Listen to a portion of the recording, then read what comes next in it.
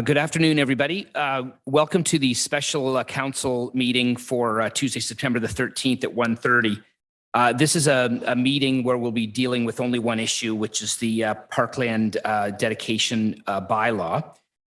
Before we do that, though, two very significant events have happened in the last little while that I would like to council's indulgence to just acknowledge, and maybe we could have two actual separate moments of silence. I'd like to begin today's meeting on a somber note as we recognize and reflect on the passing of Her Majesty Queen Elizabeth II, Queen of Canada. I ask members of council to join me now in observing a moment of silence.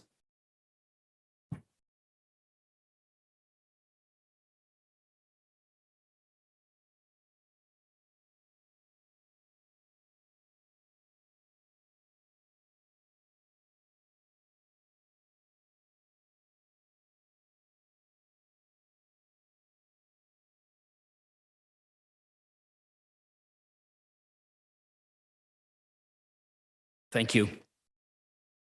I'd also just like to remind the community that all residents are invited this week to sign a condolence book at the city that the city has set up in the lobby of our main municipal offices at 225 East Beaver Creek. And again, just with your indulgence, council, we also had a very sad situation happen yesterday in the city of Mississauga. And so I'd like to just say that on behalf of council and the city of Richmond Hill, I would like to extend our deepest condolences to the family and friends of Toronto Police Constable Andrew Hong, who was killed yesterday in Mississauga. Our thoughts are with those who are grieving today, and we honor him with a moment of silence. And again, I would ask council just to join me in a moment of silence for Constable Hong.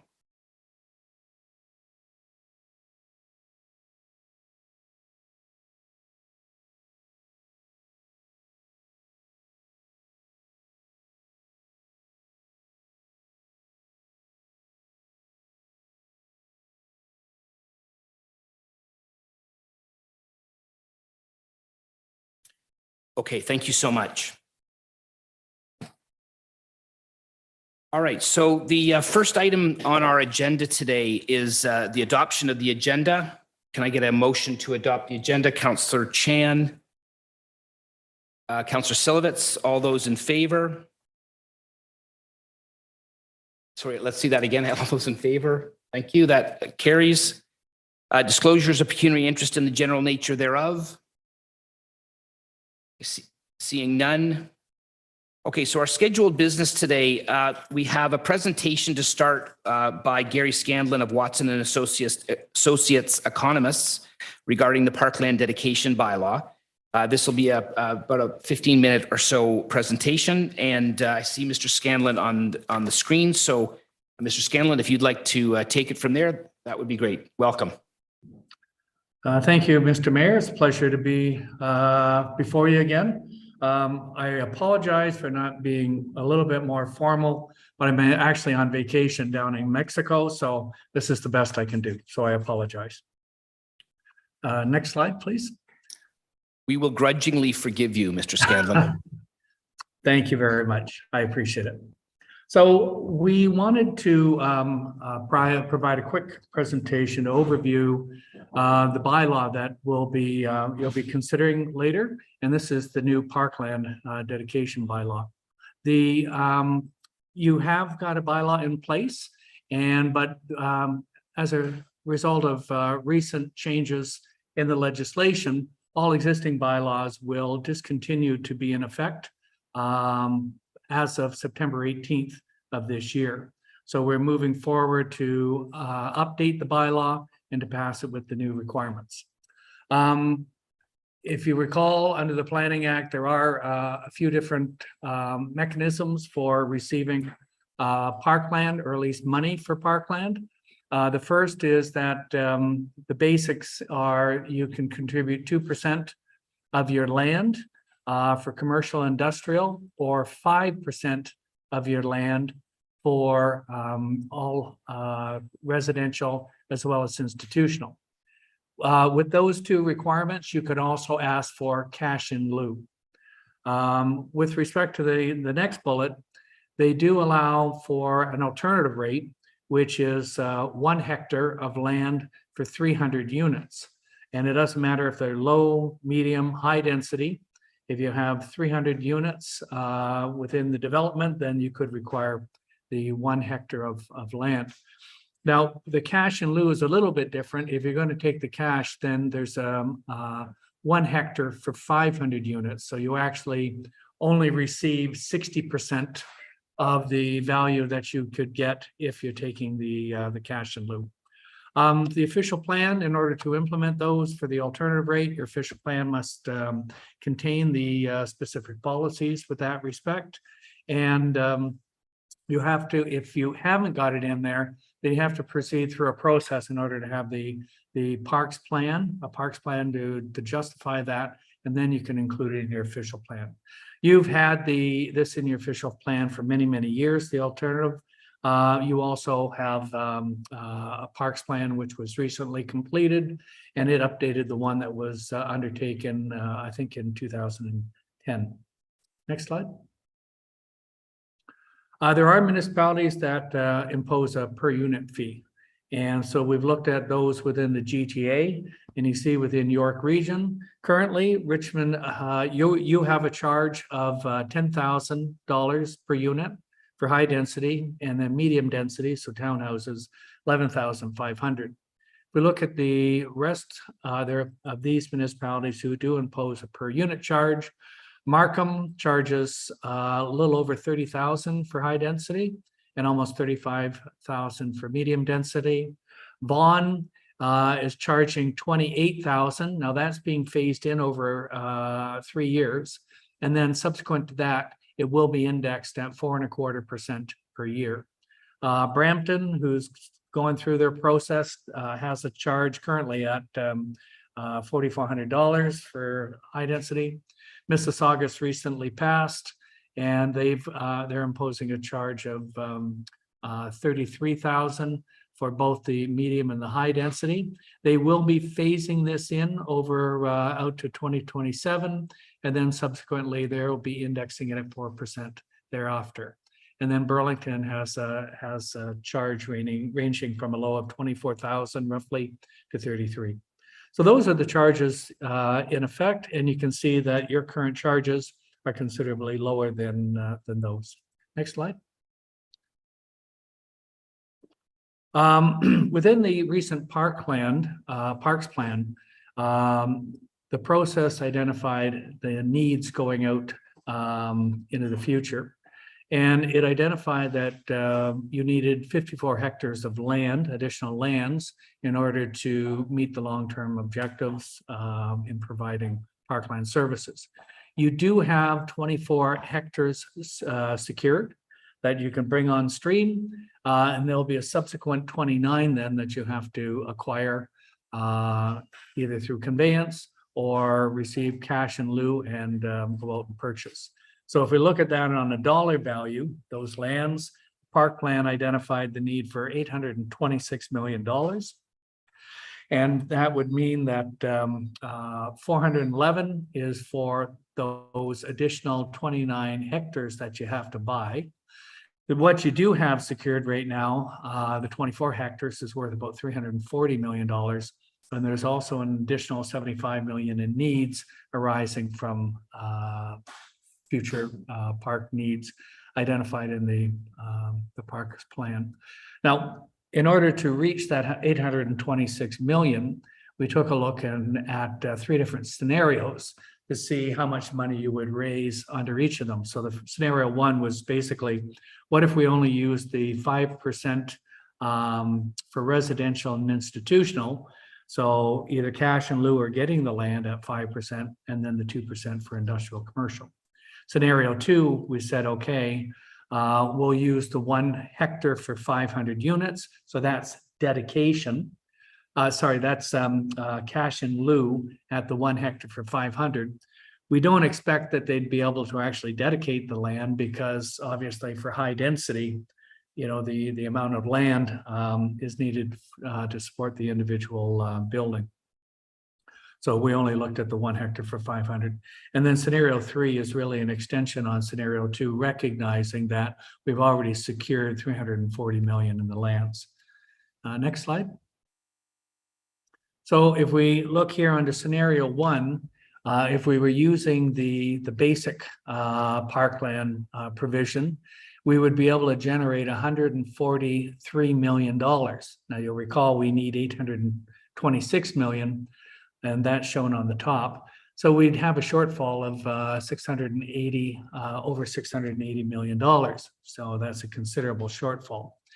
If we use the 1 hectare for 500 units, or 1 acre for 200, we'd be able to generate in total about $531 million.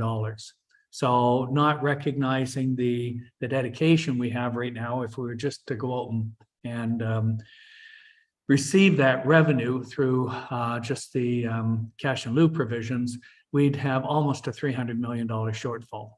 Now, because we have secured some of the land, scenario 3 identifies that we can generate about 632 million in total, but that still leaves us with about $194 million shortfall. You may recall when I was before you several weeks ago, speaking to you about the community benefits charge. There was a component in there for Parkland, but it will only contribute about $15 million towards that $194 million shortfall. So then the residual shortfall has to be made up through other means. Fundraising, contributions from the province or the federal governments, if there's a grant program available, or ultimately recovering the money through property taxes. Next slide. So we looked at the per unit fee, as you've noted, we've shown a couple of slides back. Currently, you have a charge of 11,500. If we take a look at that relative to the average price of land at the 5%, the 1 hectare for 500 units, you would generate or you can justify a charge of $30,000 a unit. And if for high density, we could justify about $47,000 a unit. Now, based on these calculations, we've had discussions with staff. We are mindful that affordable housing is in the public eye. There has been some volatility in land prices, obviously with the mortgage rates being increased and with the potential of increasing more. So we're recognizing that over the next couple of years, we may see some adjustments in the land, but we don't know right now. And then ultimately, we want to make sure that we're in line with our neighbors. So these are some of the factors that we were looking at. Next slide, please. So we're recommending that for low density, so singles and semis, that the cash and lieu rate would be set at about $24,000, $23,750. Medium density, we would look to phase that in over 2 to 3 years, stepping it up to $30,000 by 2025. And then with the high density, we'd be looking to phase it in from $10,000 up to $28,000 by 2025. After that, those rates would be subsequently indexed at 4.25%. Other things that we'd be looking at is to take a look at the so this wouldn't be implemented upon passage of the bylaw. We'd look to implement it as of really the end of the year, December 31st or January 1st, however you'd like to call it. And then from that point forward, we'd be phasing in the rates. Next slide, please. There is a matter with respect to strata parks. Strata parks are publicly owned lands, but normally they have some limitations in them, in that, let's say, for example, they're the lands that are sitting over top of a parking garage. So those type of parks can have some limitations on what you can do with them. So we're including it as part of our bylaw, but what we're doing is suggesting that it'll be be monitored by staff and on the condition that it's acceptable to the city, that you would take those lands and you would recognize a credit against it, but not a full credit, only at the level of 80% of the value of the land instead of 100%. As I say, there are going to be some limitations associated with it. And so that staff was suggesting not a complete 100% recognition for credit. Next slide. So the recommendations are set out in the staff report. So in essence, that the staff report be received, that the Parkland dedication bylaw, which is provided, be approved, and that staff monitor the land values. And as we've noted, if there's a tendency to go down, we may adjust the bylaw, or we'll take a look and see how the prices are at the end of the day. And we may be back to make any refinements into the future, depending on the nature of the land values. So that concludes my presentation, Mr. Mayor. I think I did it in 13 minutes, so I'm happy to answer any questions. Great. Thank you very much, Mr. Scanlon. So at this time, I'd be looking for a motion to receive the presentation. And I think at this time, if there's questions that we could entertain questions now, or we could entertain questions in 3.2. Mr. Scanlon, you'll be obviously around. Absolutely. Okay. Well, I don't know. I'll leave this to council, but I think if we could get a motion to for 3.1 to receive the presentation, then we'll move on to 3.2, and then we can ask any questions at that time. So, Councillor Silovich, you'll move that. Seconder, Councillor Shepherd. All those. Any discussion at this point on receiving this? Yeah, I mentioned we'll do that in the following agenda item. Okay. All those in favor? Opposed? That carries. Okay, so moving along to agenda item 3.2. So this is the request for approval Parkland dedication bylaw. All right, so I need a motion for, okay, Councillor Silovitz, you'll move the recommendations in the staff report then? Okay, seconder for that motion, Councillor DePaula. Councillor Silovitz, did you want to speak to that? Thank you, Mr. Mayor. First of all, I want to thank Mr. Scanlon and his company for once again giving us excellent information, excellent data. Your presentations are always very well verbalized, and I can even I can understand them. So that means a lot. So thank you very much. And I want to thank staff for putting together this very comprehensive report. We are in a timeline here, and it is necessary for this Parkland dedication bylaw to be approved because of this timeline. So our parks plan has been approved, and this follows suit. So as much as I understand the building industry to have some concerns, I understand that, we all do, but I do believe that it behooves the building industry to ensure that when they do come into a city, that we are supplied with the correct amount of either parkland or cash in lieu for parkland in order for us to construct what needs to be constructed or used by the public.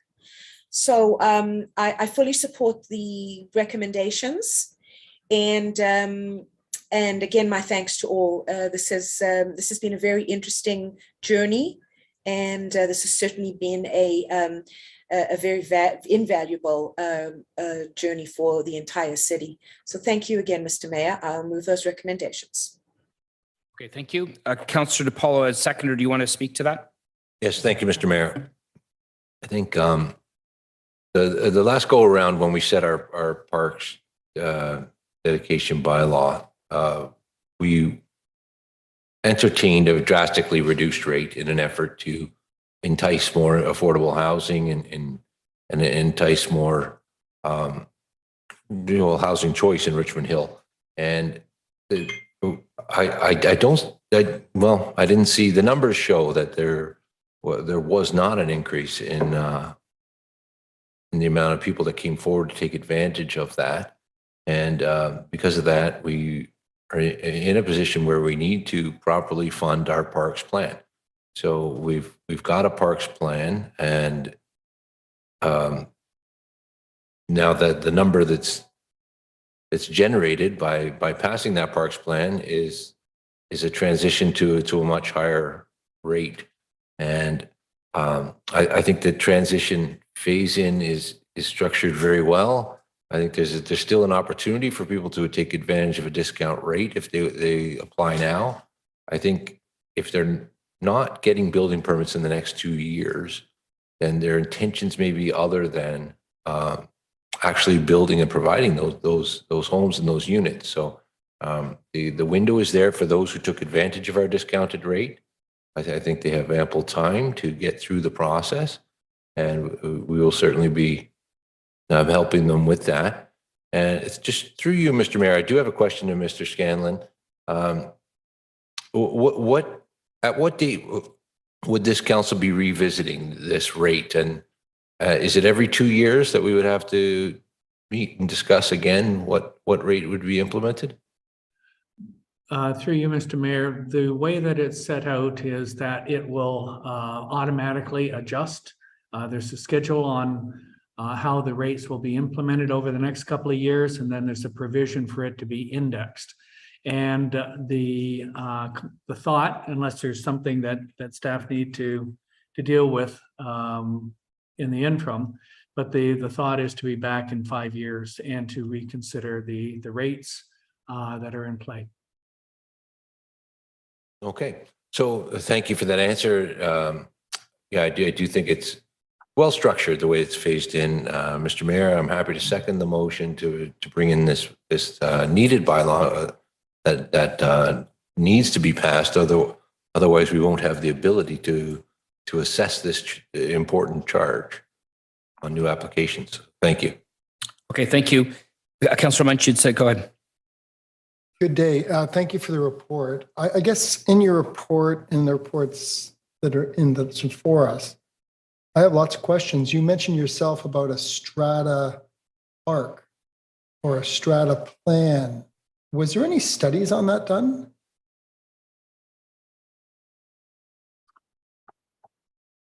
Through you, Mr. Mayor, not on our behalf, but I think that was considered as part of the park plan. And I might ask perhaps staff might to give a little bit more detail, but I think it was considered as one of the issues within the park plan, not necessarily directly in I was looking more on the financial side of things, but that then needed to be considered because of the potential credit. So I'm not sure if Michelle's available to jump in. I think Commissioner Kwan is on the call. Councillor, if you'd like to speak, go to him.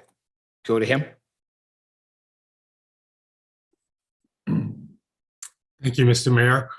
Through you, yes, there's a study that was conducted by staff to assist in the formulation of the policies related to both Parkland and the OP update going forward.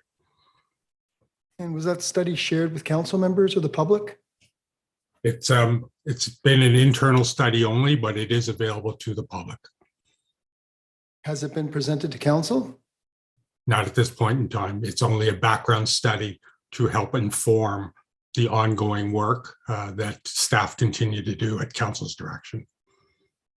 But how can council adopt a concept that we're not aware of?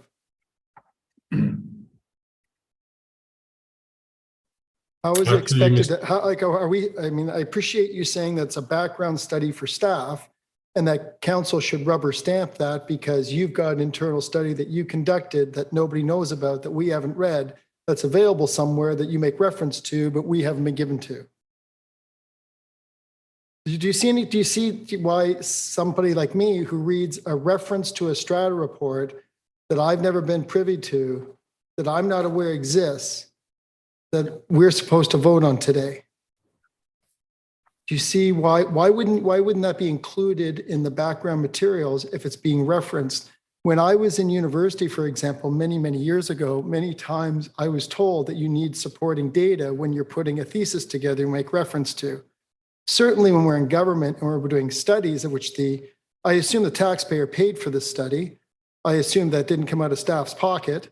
Therefore, I think shouldn't it be rightful that the people who has been funding this and the representatives who are moving legislation approving it should be given that?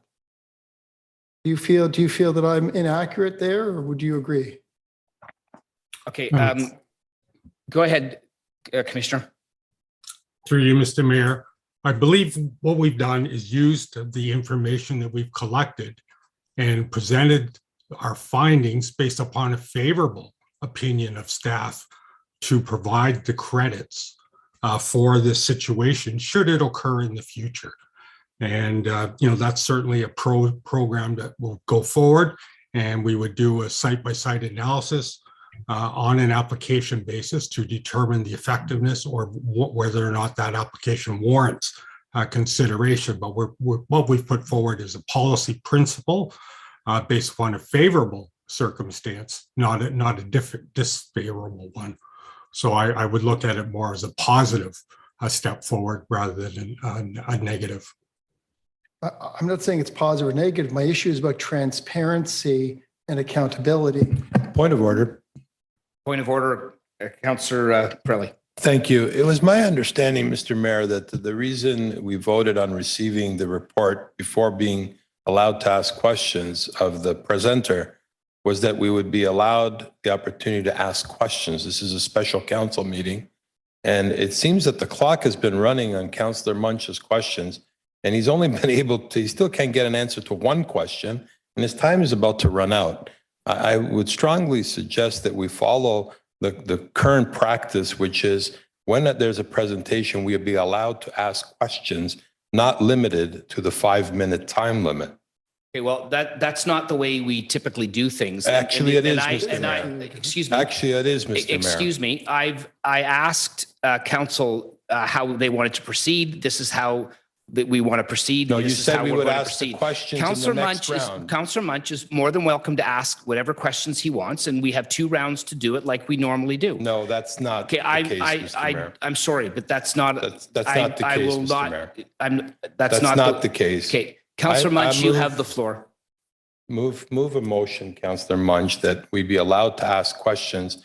This is an 83-page report that we just received a week ago. Okay, excuse We me, need to ask Councillor questions, Pirelli, not you don't limited- have the floor right now. Councillor Munch, go ahead. Well, you gave me the floor. No, I've ruled on your point of order. I What's don't my- agree what's with the your, I do ruling? not agree with your point What of is order. the ruling? I don't agree with your point of order. Okay, Go I ahead, challenge the Councillor chair. Munch.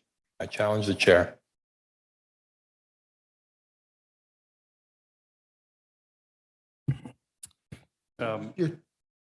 Recorded vote, please. Challenging the chair on, exactly. The chair has ruled, Councillor Munch, that we're only going to be limited to asking questions within our 5-minute period on 2 rounds, which is not. Okay, which is challenge of the chair has Can I been finish? called. Mr. Can I- Clerk, can I go ahead. finish A speaking, recorded please? vote has also been called. And what they're saying, Councillor Munch. Councillor is Pirelli, that- you don't have the floor right now. Mr. Clerk, recorded vote. Go ahead. Thank you. If through the chair, from understanding Councillor Pirelli's challenge and chair in terms of My ruling that The ruling. we're following the procedure where we've got 2 rounds of speaking like we normally do. Okay, go ahead, Mr. Clerk. under section 3.4 of the procedure bylaw rules that cannot be waived, subsection 5.7.4, which refers to the number of times to speak and the length of time for speaking, is a rule that cannot be waived. Okay, we'll call the vote now. Should the ruling of the chair stand? If you believe that it should, the answer is yes. If you feel that it is no, so you will vote no. Councillor Shepherd. I'm sorry, to clarify. So yes, if you agree with the chair. Correct. Yes. Mayor West. Yes. Regional Local Councillor De Paula. Yes. Regional and Local Councillor Pirelli, No. Councillor Munch, No. Councillor Chan, Yes. Councillor Liu, Yes. Councillor Barros. Councillor Barros is absent. Councillor Silovitz. Yes. The ruling of the chair stands. Okay, thank you. Councillor Munch, go ahead. Okay, so for clarification through the chair, when we first moved the motion to receive the report, before it was voted on, I specifically asked if we were going to be able to ask questions before. Can we receiving- stop the clock? Because this is not about his speaking time. I said at the time that we will receive the report, and then the next item on the agenda was to, about the issue at hand, and nobody objected at that time. So go ahead with your speaking time. Okay, those of you, thank you, I'm going to speak unless you want. Go ahead. You've got, So for those that are watching, I hope you watch the tape again. See go, exactly. Councillor what- Munch, right now, you've got speaking time left. Go ahead with your speaking time. So my expectation is that when council is voting on something, the information should be presented to council, especially if you're referenced. Furthermore, it's, in my view anyway, the council should be, who's voting on this and being responsible and accountable to the electorate, especially in election. Now, if members of council here do not believe that they should be leading or directing and that they should simply be rubber stamping that, that's a very interesting concept. And when those on the election trail, I guess that's going to be a question. Do you believe that council members should be held open and responsible and be a transparent government and do things possible? Or should we rubber stamping with staff without any information at our disposal? And I'll be making it very, very clear because what I'm saying. Point of Point of order, Councillor information. Silovitz. Thank you, Mr. Mayor. This is not a discussion about the election. This is a discussion about this bylaw. And I really don't take kindly to Councillor Munch electioneering on the council bench. Please stop. Okay, Councillor Munch, I would ask you to stick to the item at hand, 3.2 on the agenda. Go ahead. I'm going to ask for an apology by the councillor right now to suggest that when I say the council should be held accountable for actions that it takes. Her point, No, Councillor her Munch. point is what exactly? Her point, Councillor Munch, was that she asked you to stick to the item on the agenda, which is 3.2. This has nothing to do with the election. It has to do with item 3.2. Go This ahead. has everything to Okay, do with Councillor what we're Munch, doing at government. Councillor sir. Munch, go ahead with your No, question. I have asked for an apology from the member who has said that when Okay. I'm asking questions, that is electioneering. That is insulting to me, sir. Okay. I was not campaigning. Councillor nor was Munch, anybody else. Councillor Munch. Right now, I'm asking you to stick to 3.2 on the agenda. And I've asked for an apology Okay, from the member. Councillor Silovitz, we're asking for an apology. Thank you, Mr. Mayor. No, I don't believe an apology is necessary. It's Okay, not only is this on one hand, and the election is being discussed from the council bench. Secondly, the councillor also referred to us as rubber stamping. The answer then is Rubber no. stamping. Okay. No. The answer is no. Councillor Munch, go ahead. So obviously the Ward 5 council doesn't believe in giving apologies. Point of at any information. time. Point of information, Councillor Pirelli. Thank you. To the mover of the motion, if we're going to vote on this and accept it, would somebody be able to explain to me where the projects are projected in the Watson report to get the cash in lieu? Okay, Councillor, this is a question you could be asking during your speaking time. So I'd ask you to wait until your speaking time and then you can ask that. No, it's Go- a point of information. There's a motion on the floor, and in considering the motion, I'm not going to use my time to ask questions when I don't No, understand. you- So you- my point of information is, where are the projects in your motion? That is a to get question. the That is a CIL? question that you can ask to staff. You can ask to I'm another member of asking it council now as when a it is point- your time to speak. I'm Councillor asking it- Munch, I'm go asking ahead. it You have now a little as a- bit of time left. I'm asking it now as a point of information. It's not a point of information that you can ask. You can ask that question when you are doing your speaking time. Go ahead, Councillor Munch. Through you to the clerk. Through you to the clerk. What is a point of information for everyone to understand the definition, please? Through the chair, under sections 5.7.9 of procedure bylaw, point of information, section A says if a member has questions regarding a motion being discussed, a member may ask the chair for clarification or ask a question through the chair only for the purpose of obtaining information relating to the motion. And B is if the chair is unsure of the answer, he or she may direct the question to another member or to city staff member or city staff present at the meeting. My Thank you. point is that Councillor Munch has the floor right now. You could easily ask that question during your time.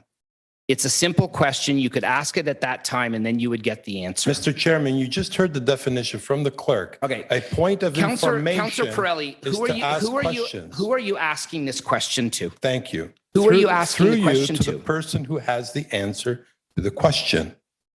Where are the projects listed to gather this CIL, the cash in lieu, that are referenced in the bylaw that you want to approve, that the mover and the seconder? That is my question. That's the first question. I have 5.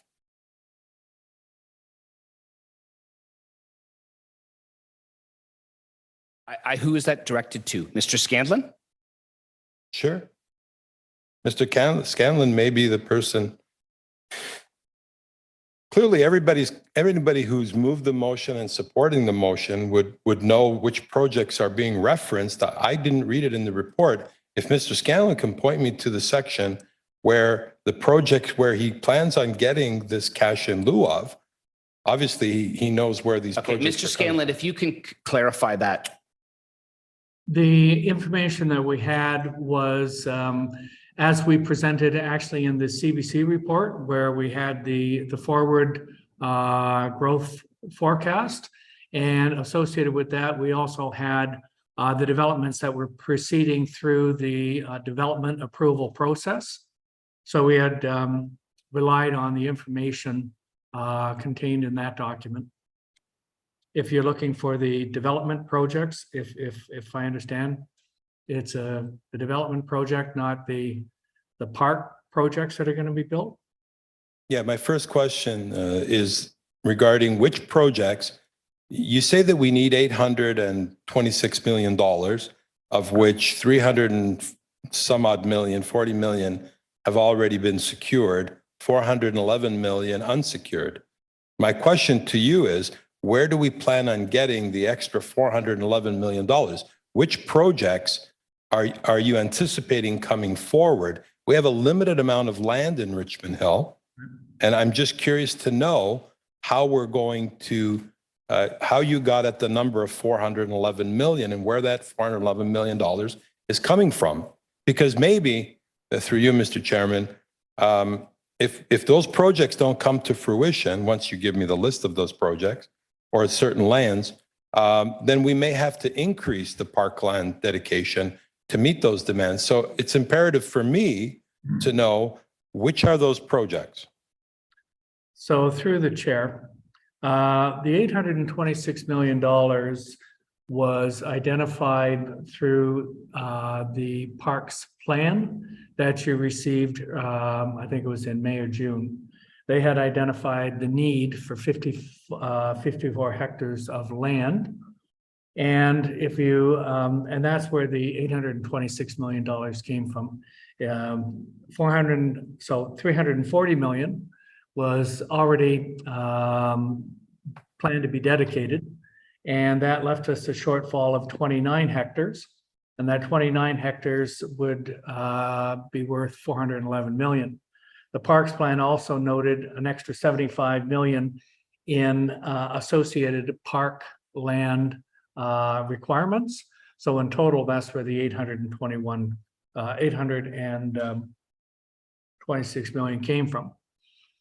So part of it we've already secured.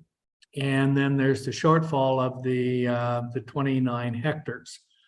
And if we look at the developments that are coming through the development process and apply these rates, we still would not have enough money to pay for all of the lands. That was on slide 4, where I indicated that we would probably have a shortfall of about $194 million.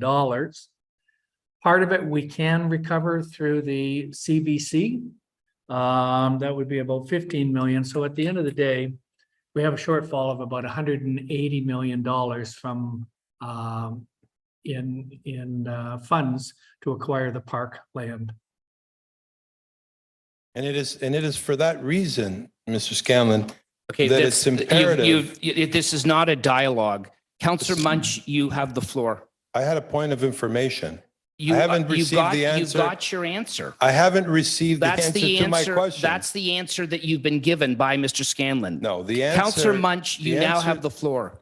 The answer Councillor Munch, you have the the floor. answer to So the, I too have point of information. If it's going to cost me time, I'll do point of information No, as well. this is not, it's your speaking time now. Go ahead. When are we going to be allowed to do point of information? Is it after I speak? You're speaking now. So, I fair don't enough. want you, Counselor, to ask any questions. Councillor, How- it is your time to speak. You have the So I'm going to floor. try to go as fast as I can to ask questions. And That's I'll wait fine. for. So can I please have a Point list of of, information. can I please have a list of the next, of the Point 10 of year? information. Point of information, Councillor Barros. Thank you very much. I've been reading the report and I'm unclear of the motion on the floor. Does it include the calculation of current parkland? Is it including provincial and federal parkland in our jurisdiction? You know, Cridges, for example, there's 1,057 acres. Did we include that as parkland available to our residents? Mr. Scanlon? The analysis was undertaken as part of the park plan.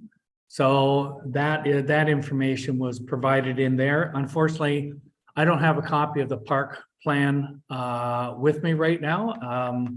I'm sure staff would have access to that document and might be able to answer your question, but unfortunately, I cannot at this particular point. Maybe we could bring this over to Mr. Kwan. Can you add anything to that? Through you, Mr. Mayor, the city parks needs only look at the city needs, city-owned lands, or the aspirational wishes of the city.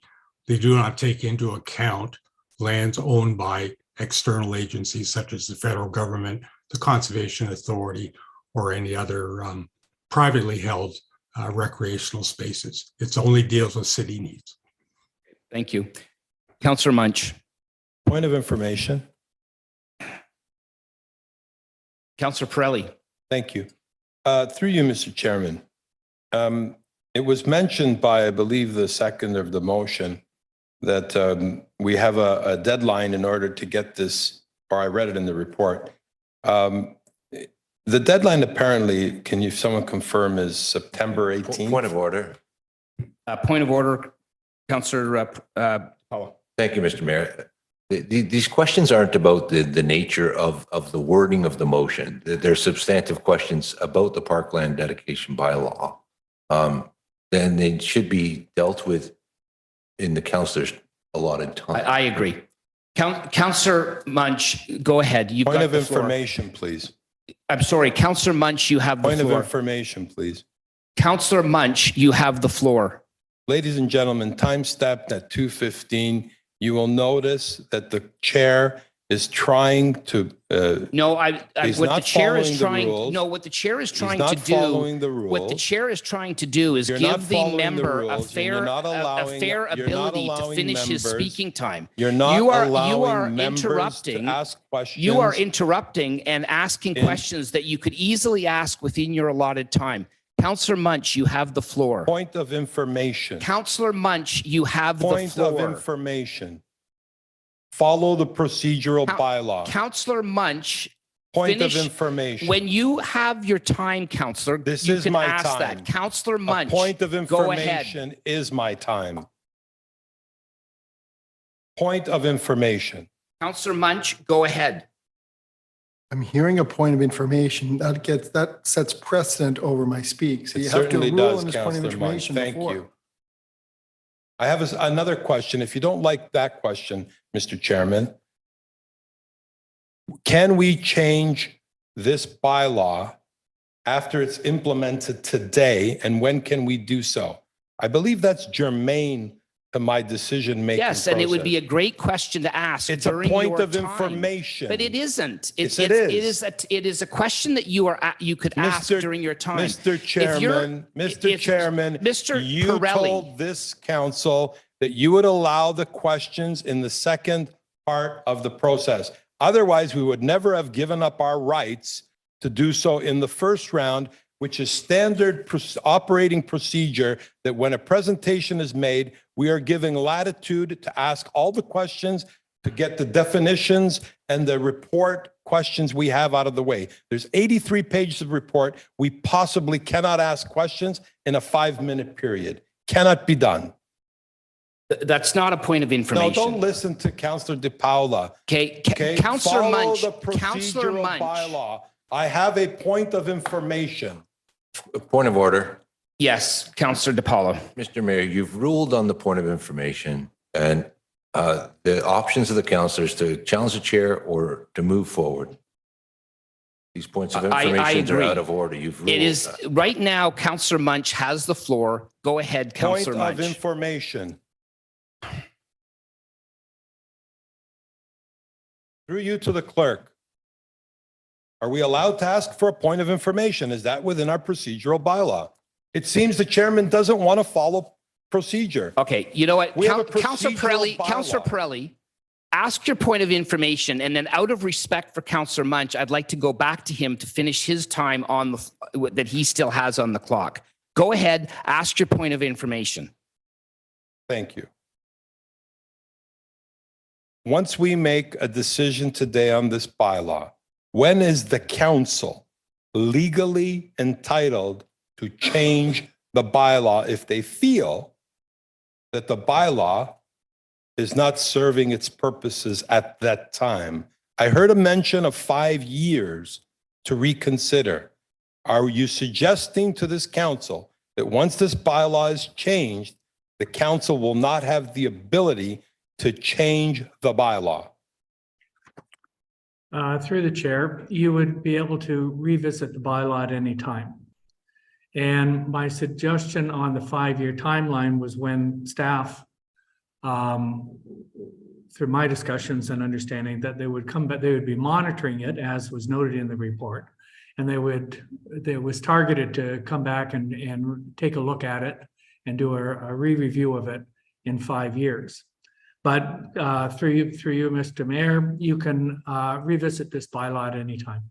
There's no restriction. As a follow-up to the question, if in fact we can revisit this bylaw, can you please explain to me why is there an urgency to pass the bylaw before the 18th of September if this can be changed at any time?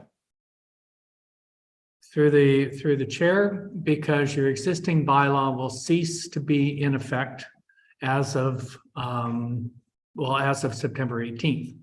So we need to replace it with a new bylaw. It's because of the existing one where we have the caps of 11.5 and 10,000 that we need to make a decision. Is the default, through you, Mr. Chairman, to Mr. Scanlon, is the default not 1 hectare for every 500 units? If we were not to make a decision today? Your default would be the 2% for commercial industrial and 5% for all other lands. That would be the default. You need to have the bylaw in order to vary from that. You mean the 1 hectare? The value is 5%, is you either dedicate 5% of the land, or like for residential and institutional, or you receive the value of 5% of the land. You need the bylaw in order to vary from that, which is to implement the one for 300 or the one for 500. I see. So that's the bylaw that gives us the right for the 1 in 500 or 300, because the default is the legislation which says 5% of the land or the value of 5% of the land. That's correct. Okay, thank you. Councillor Munch. Mr. Scanlon, because I can't go in depth in this area, I really would like to have a question answer to try to get the best output, but I'm on time pressure. On your chart, on the 2019 May, we passed unanimously at this council, we passed your report, and the report has been rejigged to downgrade the number of units. You know what I'm talking about on the chart? Your figure A1 and your figure 2.2. If you're not, I would ask my time to be stopped so I can help reiterate that to the rest of council and remind the presenter. Well, I may have missed which of my reports you're speaking to. Was that the development charge report in The annual housing forecast. that would have been by my colleague, Jamie Cook. I don't have that report in front of me. It was your report, sir. On May, I have it in front of me. I'm reading right off it, and I did a comparison. We actually also have correspondence from outside who has referenced it. Every Well- member of council has read it. Let me rephrase. If council members have read the information that was presented to each one of our council members will have had this in front of them. I'm reiterating that as well. So I don't have it in front of me. I can't see it. So can I, if given some latitude, Chair, seeing the presenter's unaware of his information, I would like to rehash it in front of him. Or if the clerk would like to put it on screen so we could see it, that would be great. Carmine, please. What up? Is that your phone?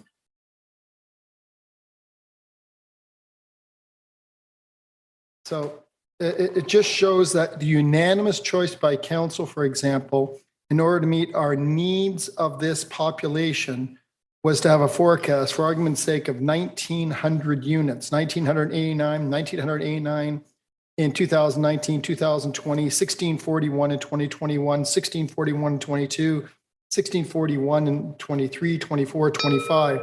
And the high rise, you see, there's my time. I have to read. Go ahead, finish your question. So the report that you generated that we unanimously approved at council based upon your consultant report showed that we were going to have an increasing number of high density units, that we were to, in order to meet that, have effectively one high rise unit a year being built in order to meet our housing forecast. That was in 2019. It was broken up on historical, low density, medium density, high density, and historical average. This 2022 report has reduced the number of units from 1,989 units to 1,179 units. Now that's a dramatic drop, 1,900 to 1,100. That's 800 units. So we're going to have less housing units when some say we're in a housing supply problem. So we're not going to increase our supply based upon our forecast of the growth plan. So as such, we're expecting a higher cash in lieu of Parkland for people who are building, even though we have never met in the last 15 years, based on our in-house forecast by our staff and our consultants. In 15 years, we have met our housing forecast twice. Councillor Mudge, thank you. Mr. Scanlon, can you What- respond to that? And then we'll. Sorry. Through you, Mr. Mayor, the growth forecast that, or the land needs that were identified. So if I can't, I don't mean to interrupt, but just, can we put the clerk to put it on screen? Because so that everybody watching and everybody's clear on the, can we please put that on screen, figure 2.2, so we can see the number of units that's expected now and how this is going to affect the cash flow of Parkland and the affordability of rents and the affordability of housing for this community. Do we have that? Through the chair to the councillor, just to confirm, this is figure 2.2 within the staff report or from a previous report that was provided by Watson and Associates? I just parceled it off. I believe it's from this report. The growth forecast represents calendar year historical housing activity derived from the City of Richmond Hill Building Permit 2012, 2020, and 2021 Statistics Canada, Richmond Hill by Watson and Associates Economists Limited. Can I just show you? There it is. I have it on my screen. If I can make a suggestion.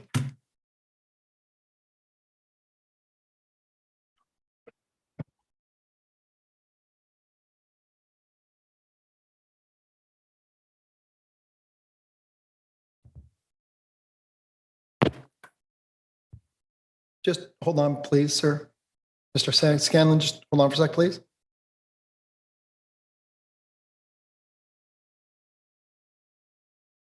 Do you have that email, Councillor Munch? Why don't you forward it to them? He's got it. Just give the clerk a moment. Clerk's doing well. Just give him patience.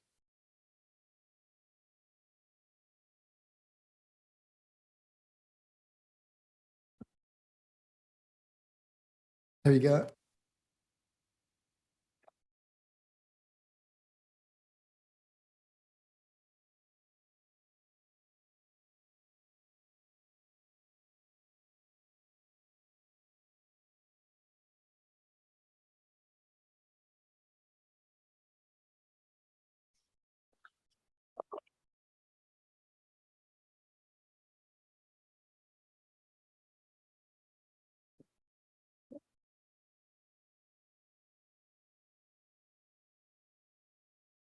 Yeah, so I use this data, Mr. Scanlon, I use your 2019 data every week.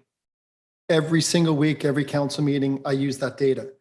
And that's why I know this. I wouldn't say as well as back of my hand, but I know this data so well because I just memorized the entire report. So that's where when we bring applications forward and I see what's happening, I'm just trying to connect the dots relative to your report that was unanimously approved by council for a 2031 plan. There it is. So members of council, you'll see, for those that, just to refresh your memory on the screen, you'll see at the numbers at 1179 there. Our budget before today was 1,983 units. In order to meet the housing needs of our municipality, we said we needed 1,983 units. 1179 from 1,983. I mean, I didn't do the. Okay, no. Councillor Munch, It's pretty can you substantial. wrap up? You are over time, but Well, go ahead again, and wrap up. I've asked the question. That, Okay, Mr. Scanlon, do you have more understanding of what he was asking?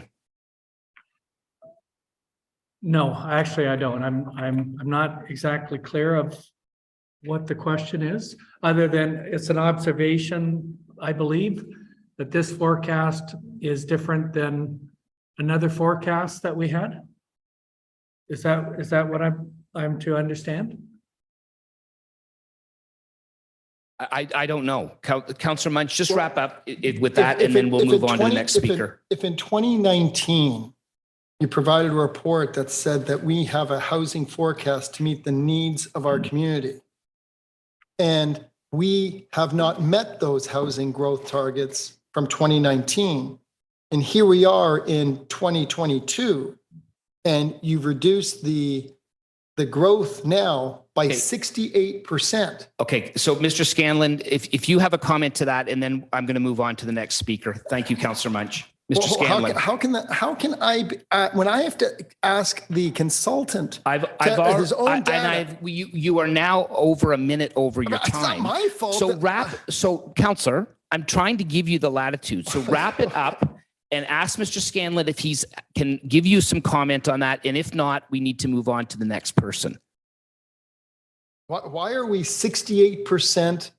Why are we reducing our housing targets by 68% when many people are thinking we're in at least a supply shortage for whatever reason, and some other people outside of Richmond Hill believe we're in a housing crisis?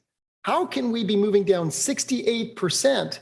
And how come the high density areas aren't fulfilled in the report And by the way, the 2021 2346 is the first time this council has ever seen that number. Was brought forward to council before today. So I don't know how you got the information before council's even Okay, seen it. Mr. Scanlon, if you can respond, and then we're moving to Councillor Chan. Go ahead.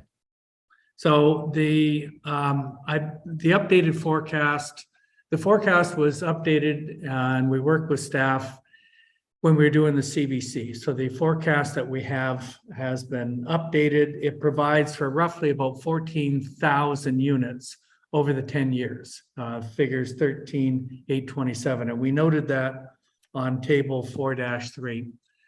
The needs for the future, which was developed in the Parks Plan, was based on a similar forecast projection. So there's consistency in the needs versus the population. So that growth and the needs for Parkland are in alignment. The reduction in the growth forecast, I would have to, with respect to another report, I'd have to go and take a look at it. I don't have all of the information with me, especially as I've noted, I'm in a different country right now. Okay, thank you. Councillor Chan, you now have the floor. If I may, sir. You can have a second. If I can help the consultant, please. Councillor Munch, if you'd you're like, now sir. 2 minutes over time. Make it very quick and then we move Sir, on. If you'd like, do you have access to email? I can send you the report via email that I have, if that'll be of assistance to you for the future, if you want to quickly glance at it. Thank you. Councillor Chan, go ahead. Thank you, Mr. Chair, and thank you for having me have the floor. And I'd like to thank our consultant and our staff.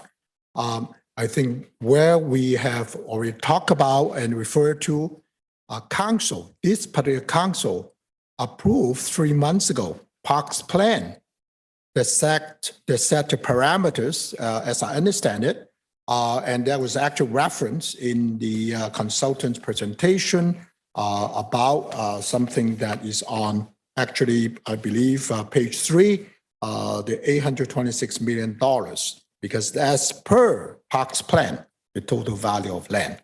So unless we want to go back to change the Parks Plan that was adopted by council in June of this year, that's the parameters. Having said that, I want to stay upfront. I'm in support of the motion in front of us. Number one is that stated by the staff in the report as well as the consultant, our current bylaw expired this Sunday. Therefore, we need to have a policy instrument, that bylaw, to be adopted at the this special council meeting. Second, I want to point out that the industry, I gather, organization, BILD, based on their letter to us just of yesterday,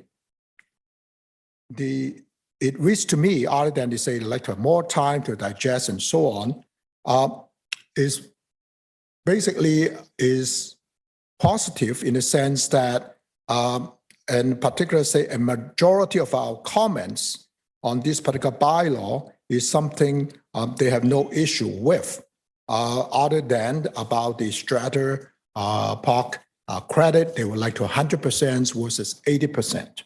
So consultation with stakeholders have been held. There always can be said, you could have done more and so on and so on. I understand that. However, we're dealing with a situation whereby we need to have delegation bylaw to be passed today. And I think the consultant already answered, staff have answered. It doesn't mean that's the end. There will be opportunity to revise depending on the market situation, which beyond the control of this council. And I think it's well stated, at least a couple of points on page 5 for the consultant's presentation, land prices, impact of affordable housing. The other thing is how competitive we are to the market. And on that note, I should draw people's attention, members here as well as the public, on page 2 of the presentation. Maybe Mr. Kirk, you mind to show that on the screen again through you, Mr. Chair?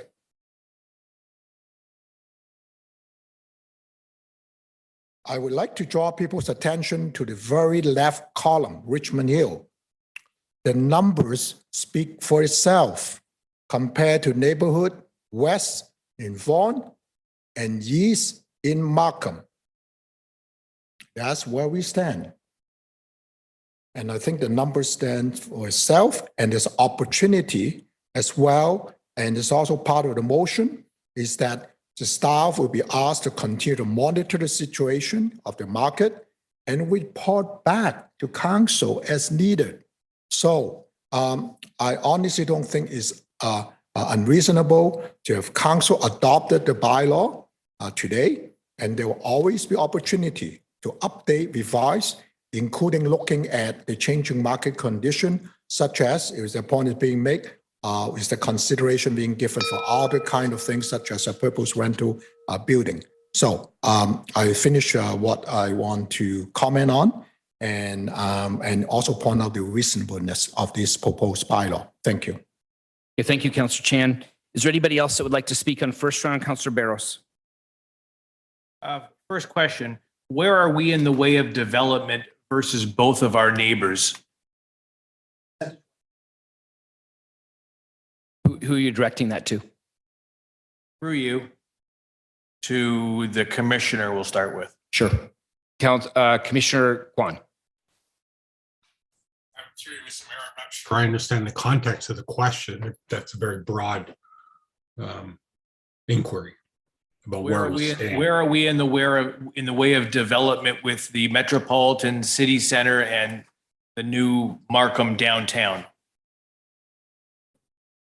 When you drive on 407, you see massive condos going up in both of those municipalities, but not ours yet. So where are we? And why is my clock still going? I've been asked to follow up because my question wasn't understood. Through you, Mr. Mayor, as far as the Richmond Hill Center is, council has yet to adopt a secondary plan, and that will be coming forward, I believe, in the first term of the new council for consideration. Markham had adopted a secondary plan on their side of the Richmond Hill Center several years ago, which they are now actually revisiting as well, given the recent announcements of the province for the redevelopment of the Richmond Hill Center and the MZO that the province recently issued. As far as development along the Highway 7 corridor, Markham has a separate and distinct land use plan for their new downtown area, which has been in force for a number of years. Whereas the city of Richmond Hill, of course, has the corridor development along both Yonge Street and Highway 7, which was adopted by way of the 2010 official plan and has been progressing through this up until now. I'm not sure if I answers the question directly, but. Well, to follow up to that, what I was trying to get was, what were the rates in Markham and Vaughan during this construction period when they had all of that big activity going on? Through Mr. Mayor, I don't have that information, but I'm not aware of any Parkland holiday, if you will. Maybe Mr. Scanlon has a bit more background information on that point. Mr. Scanlon. I would acknowledge that the rates that they were charging were in Vaughan and Markham were a little bit higher than yours, but not considerably. Both of them in the last few months have adopted bylaws, and those rates that I was presenting to you are their latest and greatest rates. What I'm hearing is at the tail end of their major build out, they've increased the rates, but while they were doing the majority of their build out, they had rates similar to ours, and we're doing it the opposite way. Can someone explain to me on the map or whatever that was in front of us, the scale for Markham, there was a notation that says that there was 3 numbers quoted at their committee meeting on September 6th. Have they actually made a definitive number yet? Or are they just quoted numbers at a committee meeting? Has council done anything yet? Mr. Scanlon? They have passed the bylaw. They have council has dealt with it. So they had 3 different options. And I think they were ranging from a low amount to an amount that was in the range, if I recall, 39,000 and change. And they came in with the, to some extent in the middle with the rate we provided you.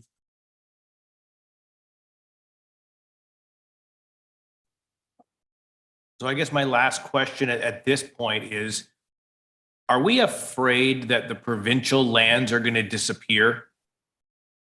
The Oak Ridges Corridor Park, 1,057 acres. Is staff fearing that they're going to disappear?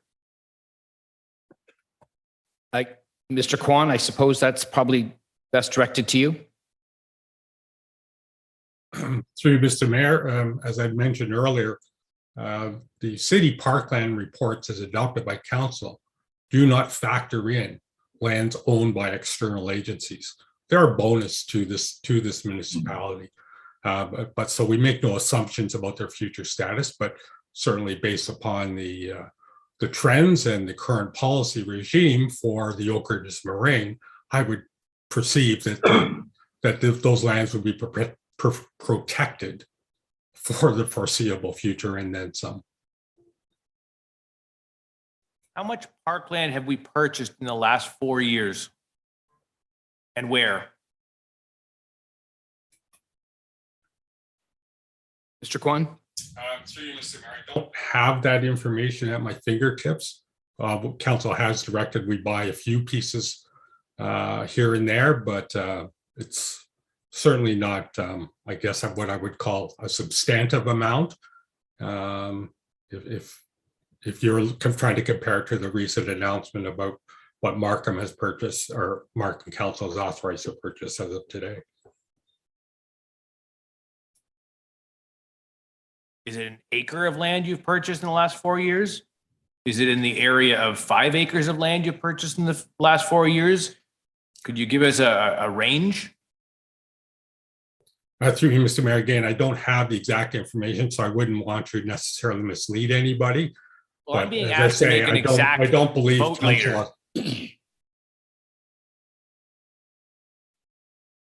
I'm not sure that he heard you, Councillor Barros. You were speaking over him. I said I'm being asked to make a definitive vote later. So information might be appropriate when we ask questions.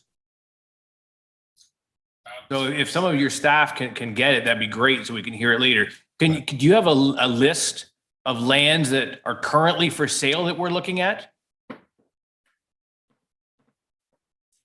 Mr. Kwan? Through you, Mr. Mayor, we have lands that perhaps are target sites, but we have made no formal overtures to purchase land. I'm just reminded that the last major piece of parkland that the city authorized the purchase of was the Silkatia property in Oak Ridges. But certainly we have not made any substantive purchases over the last little while. And the parklands plan, as presented and approved by council, has factored in, to the best of my knowledge, all of the public acquisitions and the current inventory of all of our parkland. Sorry, can you repeat that? Through you, Mr. Mayor, I don't have a detailed accounting of the lands that we have recently purchased. However, I would suggest to you that the parks plan, as presented to this council recently, would have included a full inventory of all of the city-owned lands that we are using for parks and recreation purposes. How many redos of the parks plan have we seen where we either haven't purchased parks, but we redo the plan again? I'm trying to get to the, and I hate to use the word credibility, but it's credibility.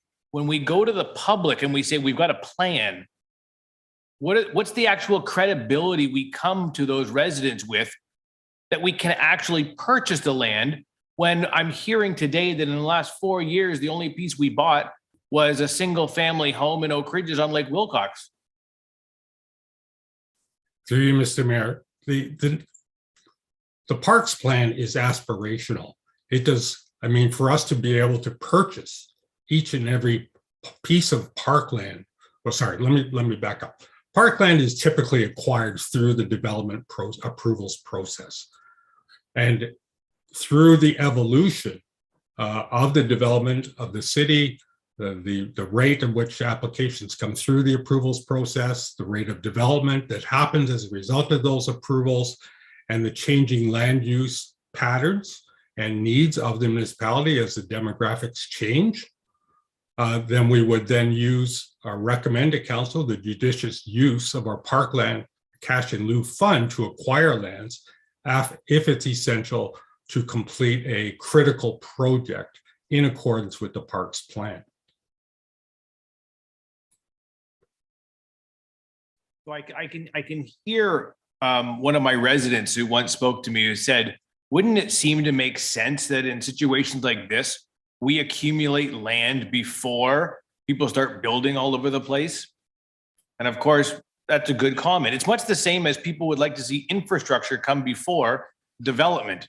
Now, I recognize sometimes that the funding formulas through development charges make that kind of stuff difficult.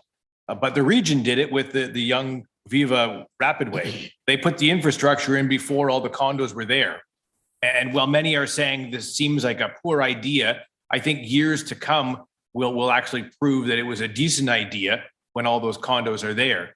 So I'm having an extremely difficult time in this very difficult financial situation where residents are telling us we need to be cognizant of providing more affordable options to our residents. And we here are saying we'd like to do that. However, buying parks somewhere, somehow, I see the word aspirational. Mr. Kwan, could you give me other definitions of aspirational?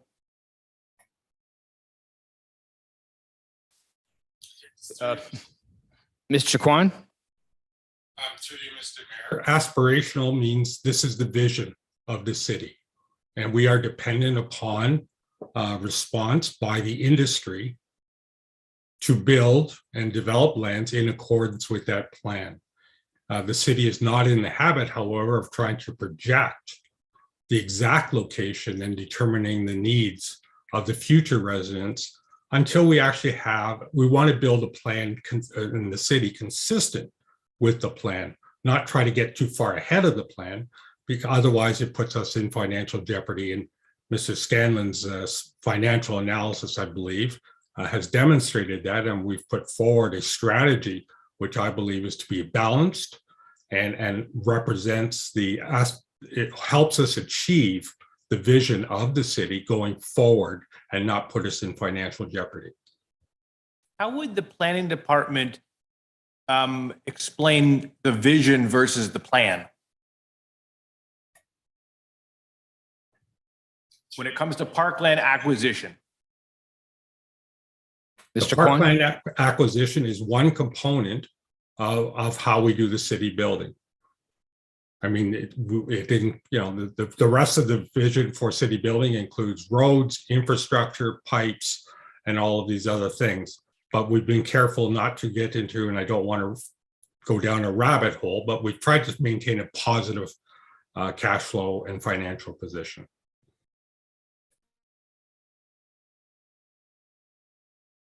Is it fair to say that the longer we don't just go out and buy land, the land will become more and more expensive, and we may never be able to reach this aspirational goal of acquiring the number that Mr. Scanlon thinks is the number, although it's a projected number, it's not an exact number.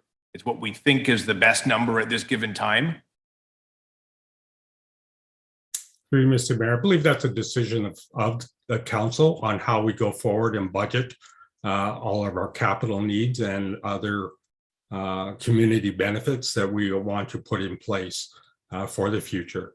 So I think there's a balance between how we move forward and how we utilize public funding in order to achieve the city vision, but it's certainly based in many times as a reaction to the development industry and how they proceed.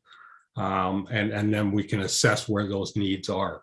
It's perhaps I would use the analogy, it's like building a sidewalk. We typically don't, we build sidewalks in many cases after we see the use patterns of pedestrians, but we don't always necessarily build a sidewalk first and then hope that they will come.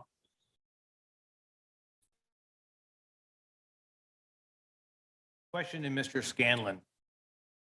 What is the time frame in your plan that you've seen that if the builders don't build these high density buildings within, you've got to come back and say, given land prices, because as we go further into the future, history has shown us all that happens is they get more expensive. Will you have to come back and redo the plan again to up the cash in lieu of Parkland price?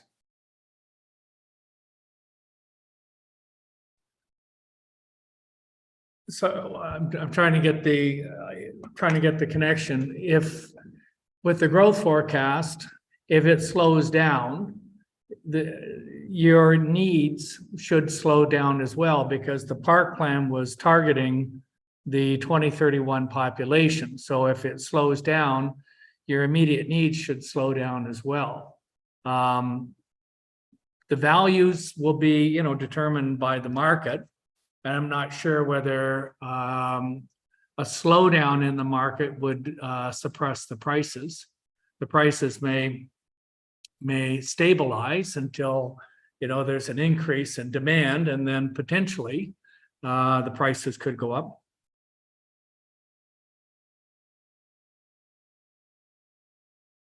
I still have the question from residents that with the cost of real estate, why didn't we buy land 10 years ago, seeing this coming?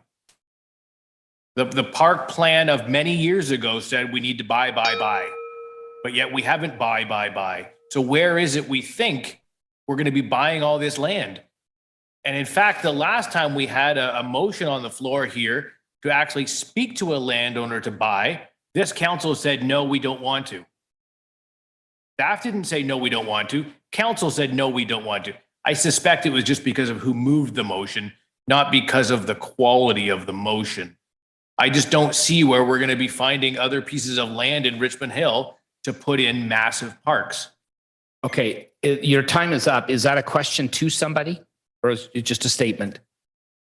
No, that was a question to Mr. Kwan. Okay, that's fine, Mr. Kwan.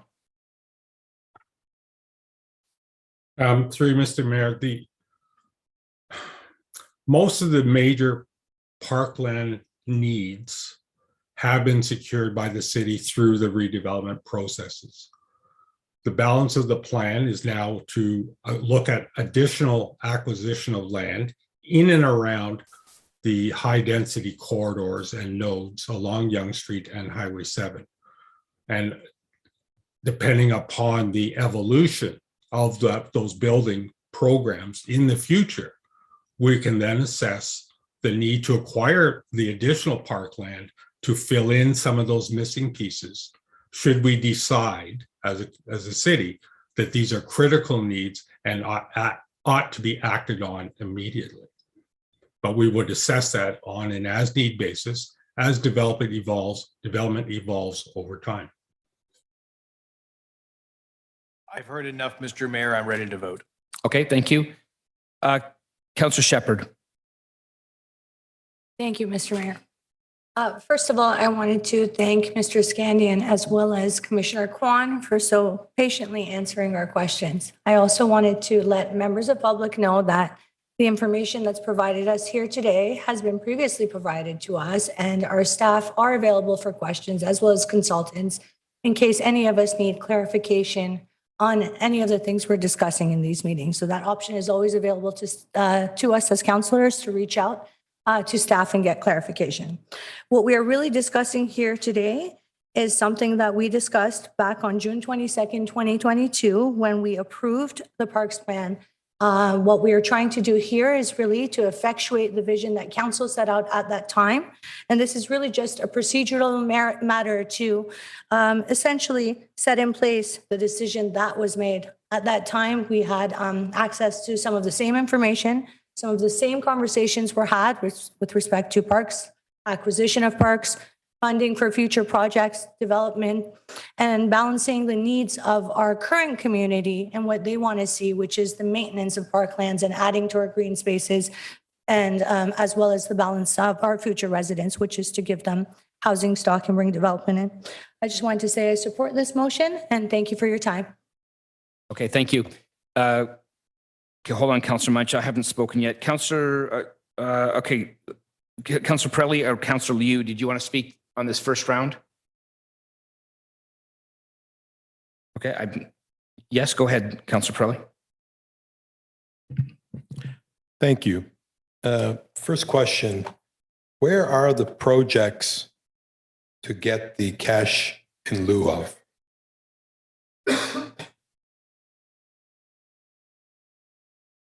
Is that to Mr. Scanlon or to Mr. Kwan? Whoever has the answer. Okay, well, Mr. Scanlon, go ahead.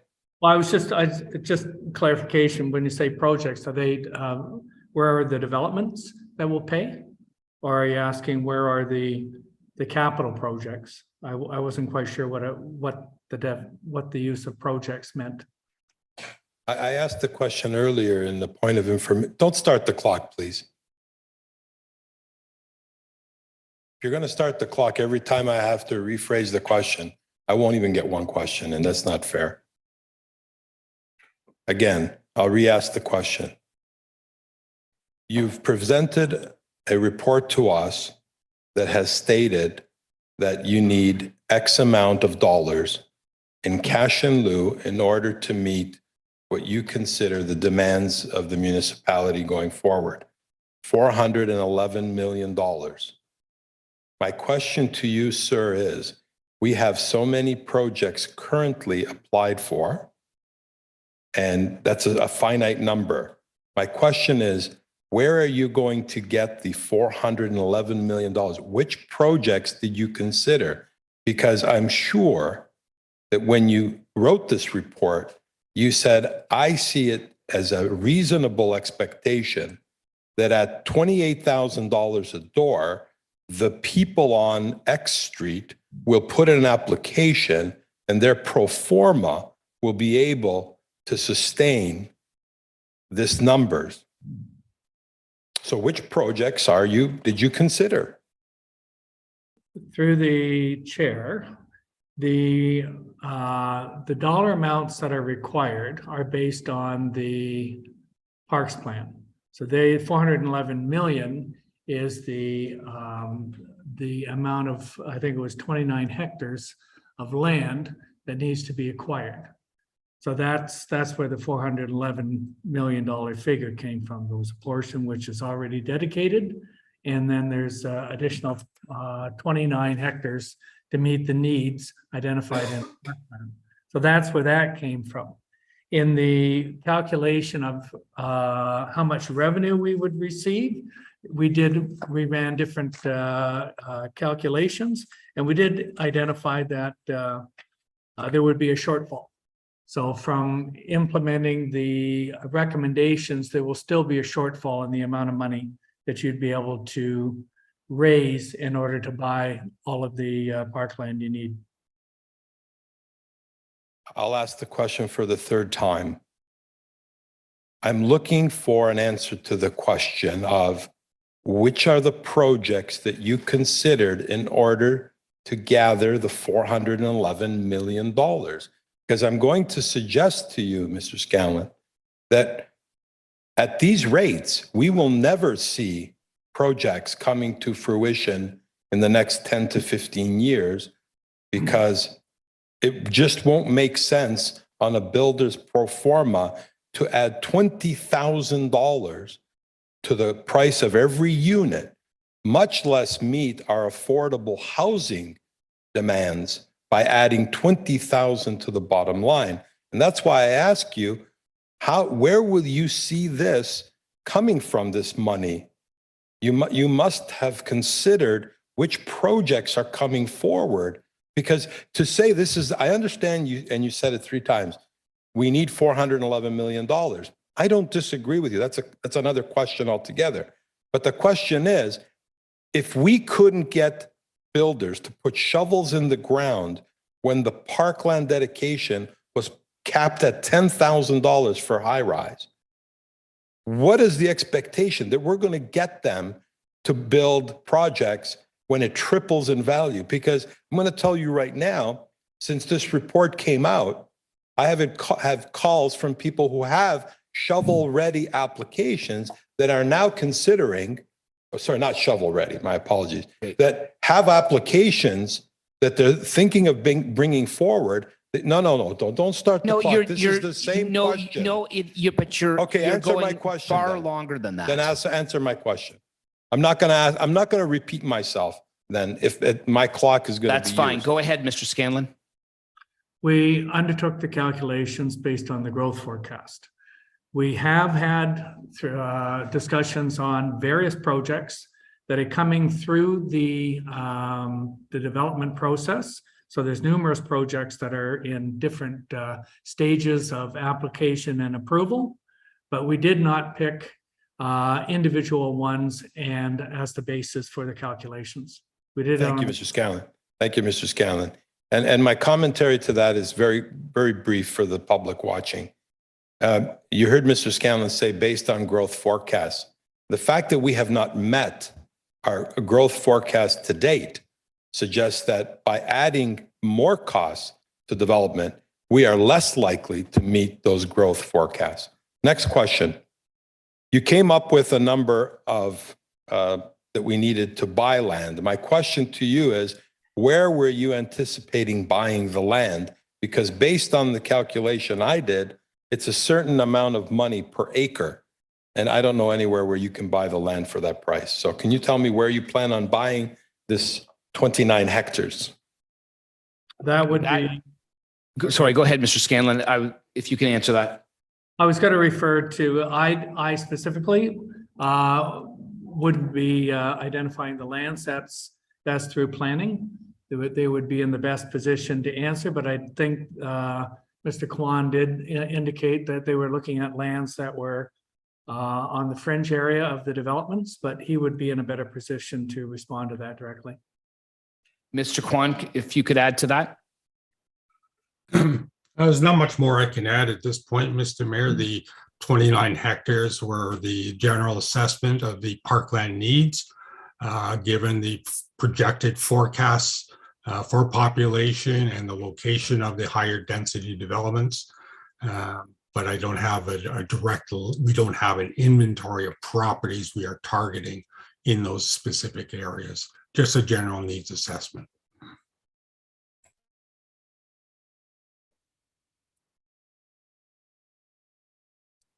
I won't re-ask the question. I'll just make a brief statement. The 29 hectares that we need to purchase for $400 million is approximately $3 to $4 million per acre.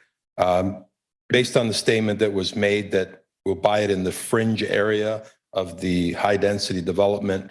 High density development is along our major transit oriented corridors, which are Yonge Street predominantly, and you cannot buy 1 acre of land anywhere near Yonge Street for $3 million an acre. Not happening. So these numbers are not going to satisfy our parkland cash in lieu. My next question is, why have you suggested in the bylaw that the planning commissioner have the sole discretion of authorizing strata park instead of members of council? And why is it in the bylaw? Mr. Kwan? Yes. Through you, Mr. Mayor, that this is standard practice in the way we do currently assess parkland needs and whether or not they are acceptable to the city. It's just a different layer, and it is also an effort to expedite the process rather than having to get every decision approved by council, but that's at the discretion of council. Through you, Mr. Kwan, are you suggesting that before today, the commissioner had the sole discretion, as in page 3 of the bylaw or page 19 of 83 in the report, a bullet point number 9? Are you suggesting that that was the practice before? Council did not have the decision-making power of approving a strata park? That was your sole discretion? No, through you, Mr. Mayor, the city has not accepted strata park at this point as a matter of policy. We have done strata parks as a matter of unique applications and those approvals were sought through council at the time of those propositions. Right, but that's not what you said, Commissioner Kwan. You said it was a common practice, and you were suggesting that the common practice was that you have the sole and absolute discretion, and that's not the case. Thank you for confirming No, that. That's not what I said, Mr. Mayor. Yeah. Go That's ahead, okay. Mr. Kwan. Through you, Mr. Mayor, the question was. Mr. Kwan, let me Excuse ask, me, it's my time. he's right now responding time. to something you had said. Thank you. I got my answer. Go ahead, Mr. Thank you. Kwan. I got my answer. No, Thank you didn't. Yes, He I would did like get my to answer. clarify. Are you now going to ask the questions for me? No, right now, then let me Mr. ask the Kwan was in the question. midst of clarifying what you had said. Go ahead, Mr. Kwan. Through you, Mr. Mayor, what I'm trying to clarify is that the standard practice of the municipality through the development process is to allow staff the discretion as to whether or not parkland or cash in lieu of parkland is the acceptable contribution going forward. And all of this is, of course, bundled into the overall approvals, but we don't dissect each and every piece of the development approvals and seek council's approval on every aspect. It's similar to, for instance, getting concurrence on the engineering standards for a road. Commissioner, you asked I asked the question. You said it's standard practice for you to have the discretion. Here on page 19, please don't start the clock again. And how are we at 2 minutes? I was just at 4 minutes. Time How goes did we- by. Go ahead, Counselor. Ask your question. Commissioner, you said it's a standard practice. Here it says, you're suggesting to this council that prior to today, it was a standard practice that you, the Commissioner of Planning and Infrastructure, has the sole and absolute discretion to approve Strata Park. Is that what you're suggesting? Because it's being asked here in the bylaw. No, The council give up their rights to choose to vote on whether a strata park be approved. And now it's being asked that we give the sole and absolute discretion. That means you, sir, will make that decision and this council will not be able to overrule your decision. Okay. Did you have that power before? Commissioner Kwan. Through you, Mr. Mayor, the notion of strata parks is new. It's being introduced in the context of the bylaw and reports that are in front of you today. The suggestion is that the authorization for the approval of strata parks be delegated to staff. No, you said it was a standard practice. You also stated, Commissioner, that you said that this council has approved strata parks before. And it was that at the sole and absolute discretion of Okay. the commissioner. Commissioner Kwan, I think you've answered this a few times, but if you can add some clarity to help Councillor Pirelli, that would be great. Let me rephrase if I can, Mr. Mayor. Strata parks are not a new concept to the city. However, the decision to accept strata parks in the past was at the discretion and approval of council. Thank you. That's Going what I was trying forward- to ascertain. Thank you. Going Thank you. forward, we are now suggesting that strata parks be a part of our consideration for parkland acquisition. And should council wish, they may delegate that authority to staff. Otherwise, you may retain the authority. We're not asking for anything out of practice. It's just another component of the parkland acquisition strategy.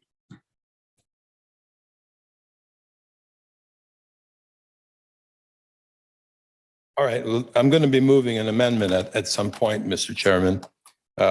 to remove the sole and absolute discretion to the commissioner. My next question is regarding on page 4 of the bylaw, you have 11, I, double I, triple I, 4, and V. And in there, you repeat the same thing. There's a 2-year time window between submitting an application and getting a building permit in. My question to the planning department is it reasonable for someone to apply on December 31st, pick any year, and have a building permit? Let me look at the wording here. And who submits a complete building permit application within 2 years?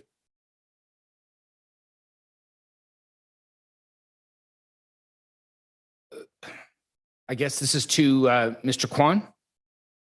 Yes. Sorry, Mr. Mayor, I couldn't quite hear the citation reference in the bylaw. If it could be repeated. I'll repeat the question. Thank you, Mr. Kwan. Commissioner, if you look on if I direct your attention to page 4 of the bylaw, it says payment instead of conveyance. And you'll notice 11 refers to 10. And it states in the 5 bullet points, the 5 different schedules. And I'll read the first one for you. It says, where a building permit is issued between the period commencing December 1st, 2018 through December 31st, 2022, or in the case of a person submitting a development application during the period December 1st, 2018 to December 31st, 2022, and who submits a complete building permit application by December 31st, 2024. And it goes on to say that you will be capped at certain amounts. My question to you is, Commissioner, is it reasonable, follow me through this scenario, on December 31st, someone says, 2022, I've got to get my application in by December 31st in order that I can take advantage of the caps of 10,000 for high density, 11.5 for townhouses, etc. Is it reasonable that someone who submits an application on December 31st of 2022 to be in a position to get a site plan approved, have the site plan agreement executed, and get their building permit in? Because you know as well as I do, Commissioner, that before you can submit a building permit application, your site plan must be approved and the site plan agreement must be executed. It is my understanding, Commissioner, that 2 years from the time you first bring your application in to the time of getting a building permit application in takes longer than 2 years. Okay, Commissioner Kwan. Through Mr. Mayor. Well, first of all, I do believe it's reasonable because it's our recommendation going forward. Secondly, certainly under the proposed Bill 109, the city is going to be under increased pressure to produce these approvals in a very, very timely fashion. So it's in accordance with the whole notion of providing approvals and getting housing into the ground as quickly as possible. Thank you very much, Commissioner. That's the answer I was hoping would be stated, because past practice has always shown that we weren't able to produce that in the 2-year period. So I'm confident that we'll be able to meet that since you've put it in the bylaw. My last question, I only had about 40 questions, but clearly I won't be able to ask them. My last question for this round is, can you point me in the report and in the bylaw where we have tried our best to help people to be able to afford housing in Richmond Hill by giving some kind of a discount for Parkland cash in lieu to those building purpose-built rental properties, which we all know is the most affordable way to live? Through you to the Commissioner, to Mr. Scanlon. I'm not sure I fully appreciate the intent of the question, but let me say this, Mr. Mayor.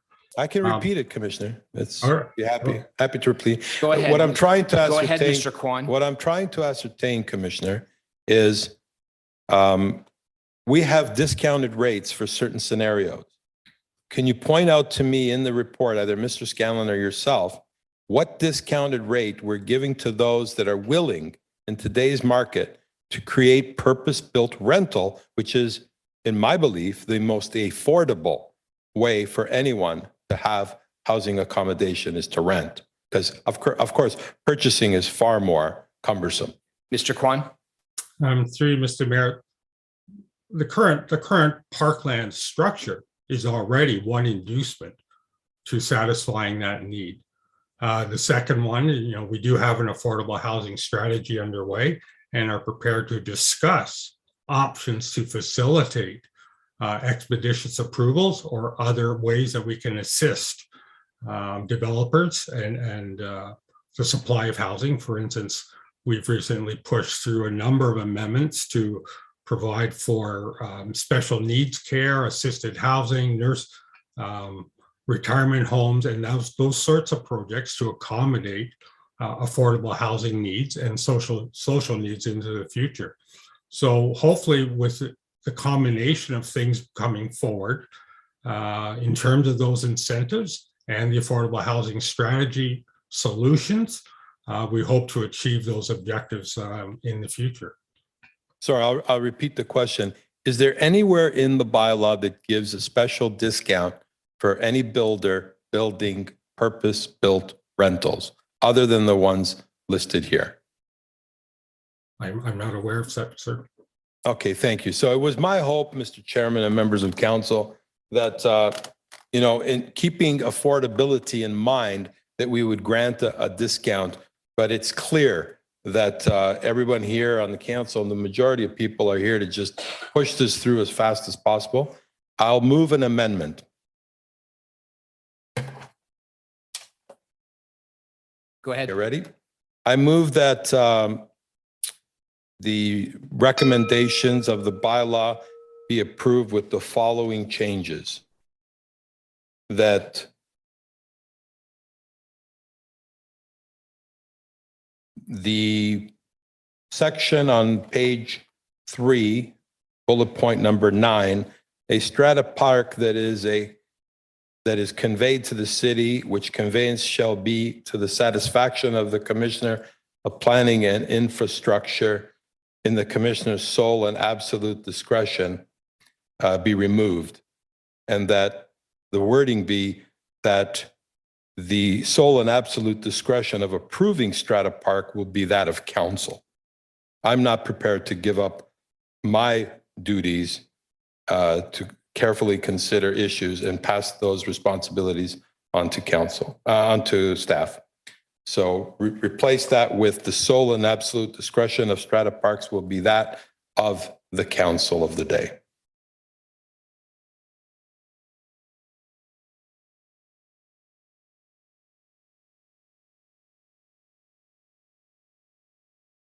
That's the first change. The second change on page 2, bullet point number 4, B2. Again, I'm out of time, so I won't have time to ask the question, so I'll just make the motion. That 1 hectare of land for each 300 dwelling units proposed for development or redevelopment be changed to 1 hectare of land for every 500 dwelling units proposed or developed for redevelopment, which is consistent with the Planning Act.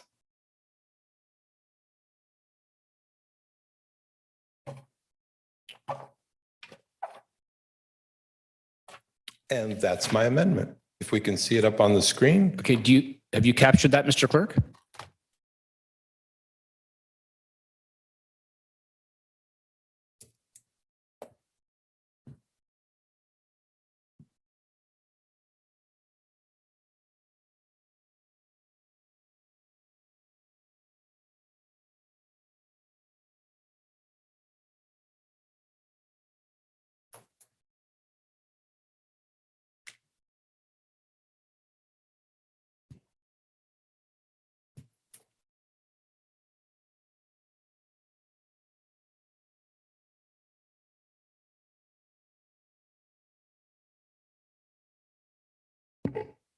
Through the chair, where the original local council probably has requested an amendment, they are bolded.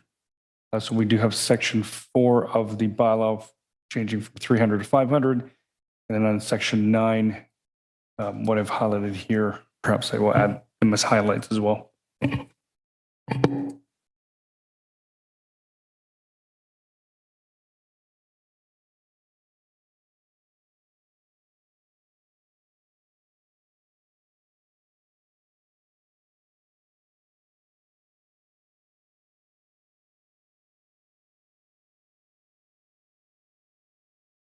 Okay, does, we've got an amendment on the floor. Well, when I'm finished reading it, I'll let you know if it's accurate. Okay.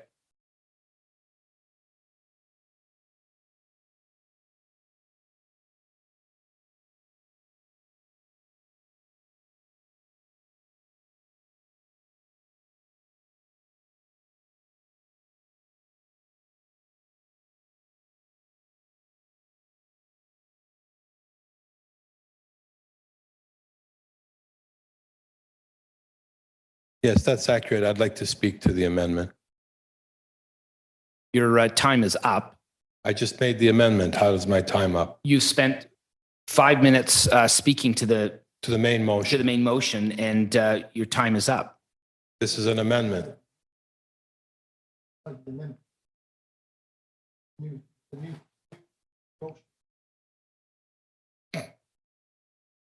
Is there a seconder to this? Yes, you need a seconder for an amendment. I need to speak to my amendment. I need a seconder. To see if it's an amendment, if we don't have a seconder. Which of you guys is going I to? should have the opportunity to speak. We have my an amendment on the floor. Through you to We the need- chair, Mr. Chairman, through you to the clerk. Can I speak to my amendment? Or does there have to be a seconder before I'm permitted to speak? Mr. Clerk? Through the chair, as the regional local council has moved a motion to amend, the councillor would be able to speak to the amendment to propose the amendment. At this time, it is not within the amendment is not within council's purview as it has not been seconded. Right. We need a seconder for this. No, so I'm allowed to speak to it, correct, Mr. Clerk? You're out of time. We need a seconder for this amendment. That's not what he said, Mr. Chairman. Your time is up. We need a I just seconder made for the the amendment. amendment. I need to Yes, speak to and you the need, amendment. before the amendment is on the floor, we need a seconder for it. You're out of That's time. not what he said. But you're Through out you of, to the no, you're clerk. out of time. Through you to the clerk. Point of information. Go ahead, Councillor Barros. Now, I don't know if I'm making a point of information to the amendment. I hope I am. I'd be happy to second it. However, I'm not comfortable with the 80% number as quoted. I think Parkland is Parkland. It's not 80% of a Parkland, it's Parkland. So if it said 100% of the value, I could probably see my way clear to second the amendment. I'm happy to change it to 100%, please, and thank you.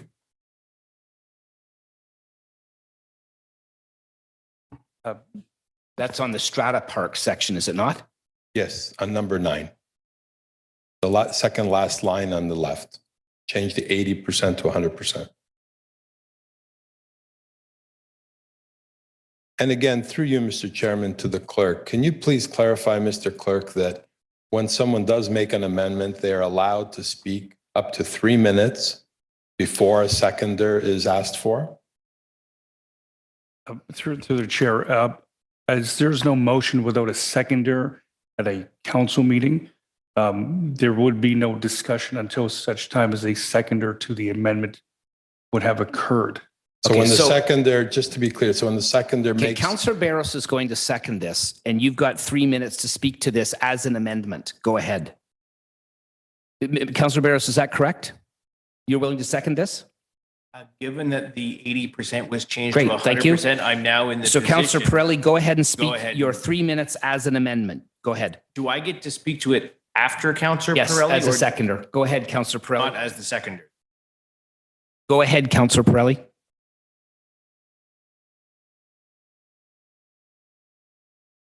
Well, that was my question. Do I Didn't hear speak, your question. do I speak now as the seconder or do I no. wait? It's Councillor Pirelli is moving the amendment. Councillor Pirelli, go ahead. You've Thank got you. 3 minutes. Councillor Barros is next. Okay, thank you. So I just wanted to briefly touch upon why I'm moving the amendment.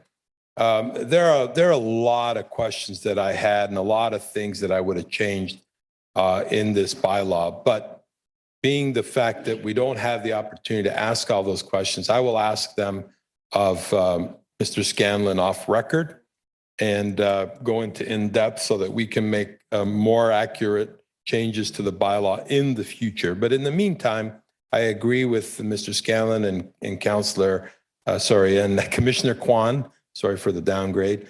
But yes, we need something in place other than the default, which Mr. Scanlon spoke to. The only reason I make these small changes is because, number one, I believe in the Planning Act. They've already changed it from 1 hectare of land for each 300 dwelling units to 500 dwelling units. And so I think we need to be consistent with the Planning Act. And secondly, I always believe that all decisions should be made by council, and we should not give our authority and delegate it to members of staff unless absolutely necessary. And this is one of those cases where it's not absolutely necessary. I think the choice should be that of council, and council should make the decision, especially on something so critical as a strata park. Thank you. Okay, thank you. Go ahead, Councillor Barros. Go ahead, Councillor Barros. Yeah, I'm happy to second this this amendment. I think it makes good sense. It's more or less just about delegated authority, and the change on the 80 to 100% in my mind is if it's parkland, it's parkland. If it's not, not. So we may later decide that someone comes and offers us up. I mean, you can skin it either which way. If they come and say, "Hey, we've got an acre of land to give you on a strata," and part of it is a fan system that feeds the underground, you go, "No, we're not accepting that." So whether it's 80% or 100%, it's here nor there. We're going to accept 100% usable parkland, and we can't then say, "But because 30 feet underground, we don't own that. We're not going to give you full value for the land that we're going to use for a tennis court or for a soccer field or for a pickleball court." That doesn't make sense. It's kind of like saying we're going to penalize you for giving us land that really makes a lot of sense from a land use planning perspective. Why should we penalize them? We should almost give them more credit because they're taking land that would normally just be sitting there as scrap land above a parking garage or above a mechanical space or something like that. I'm not at this point willing to go that far, but at some point in the future, we're going to have to encourage people to say, yeah, okay, maybe we can redo our plan so that we can allow the city to use that extra space. Sometimes in the future, it might be, and we've got to actually allow them to get there somehow. It might not be on surface level. You know, I take a look at the daycare center at near the Costco in Richmond Hill. They've got all their playground equipment and all their space for the kids to play outside on top of the roof. Perfect use of land. Love stuff like that. We may be doing stuff like that in the future. Who knows? Happy to support this. It makes sense. Okay, anybody else on the amendment? Go ahead. So I'd like to go back to the mover, please, and let's run through this for me one more time. Clause B in the main motion, the Parkland B bylaw 12322 attached appendix C be approved by the following amendments. As a condition of the development or redevelopment of land, the owner of the land shall convey to the land parks and recreation purposes 2% proposed for development or redevelopment of commercial industries, or in the case of land use development, 5%. How is this different from the provincial legislation? That's a question to me, Councillor. Yeah, do you know? I don't know the answer. It did say 1 hectare of land for every 300 dwelling units. Oh, you mean from 1 to 500? I got it. It was changed years ago to 500 Got in it. the act itself. So why would we want to deviate from the act? So this is the provincial act legislation. So we're amending this to where the To reflect- provincial, Yeah, yeah, to so we're, align itself with the act. I see. So this was, so I guess through you, the chair, to our Commissioner of Planning, are you familiar that it's 1 to 500? Commissioner Kwan? Yes, I am. Mr. Scanlon?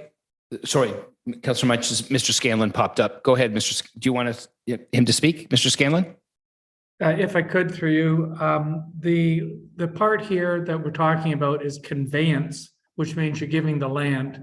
And the Planning Act says it's 1 for 300 if you're giving the land. If you're going to pay cash in lieu, that's when it flips to 1 hectare for 500 units. So that's what the distinction is. The way it's written here, this is conveyance. This is giving the land, and it is accurate at 1 for 300. If you want to change it, you can change it to make it less, but that is actually what the Planning Act says. Right. Okay, go ahead, Councillor Mutch.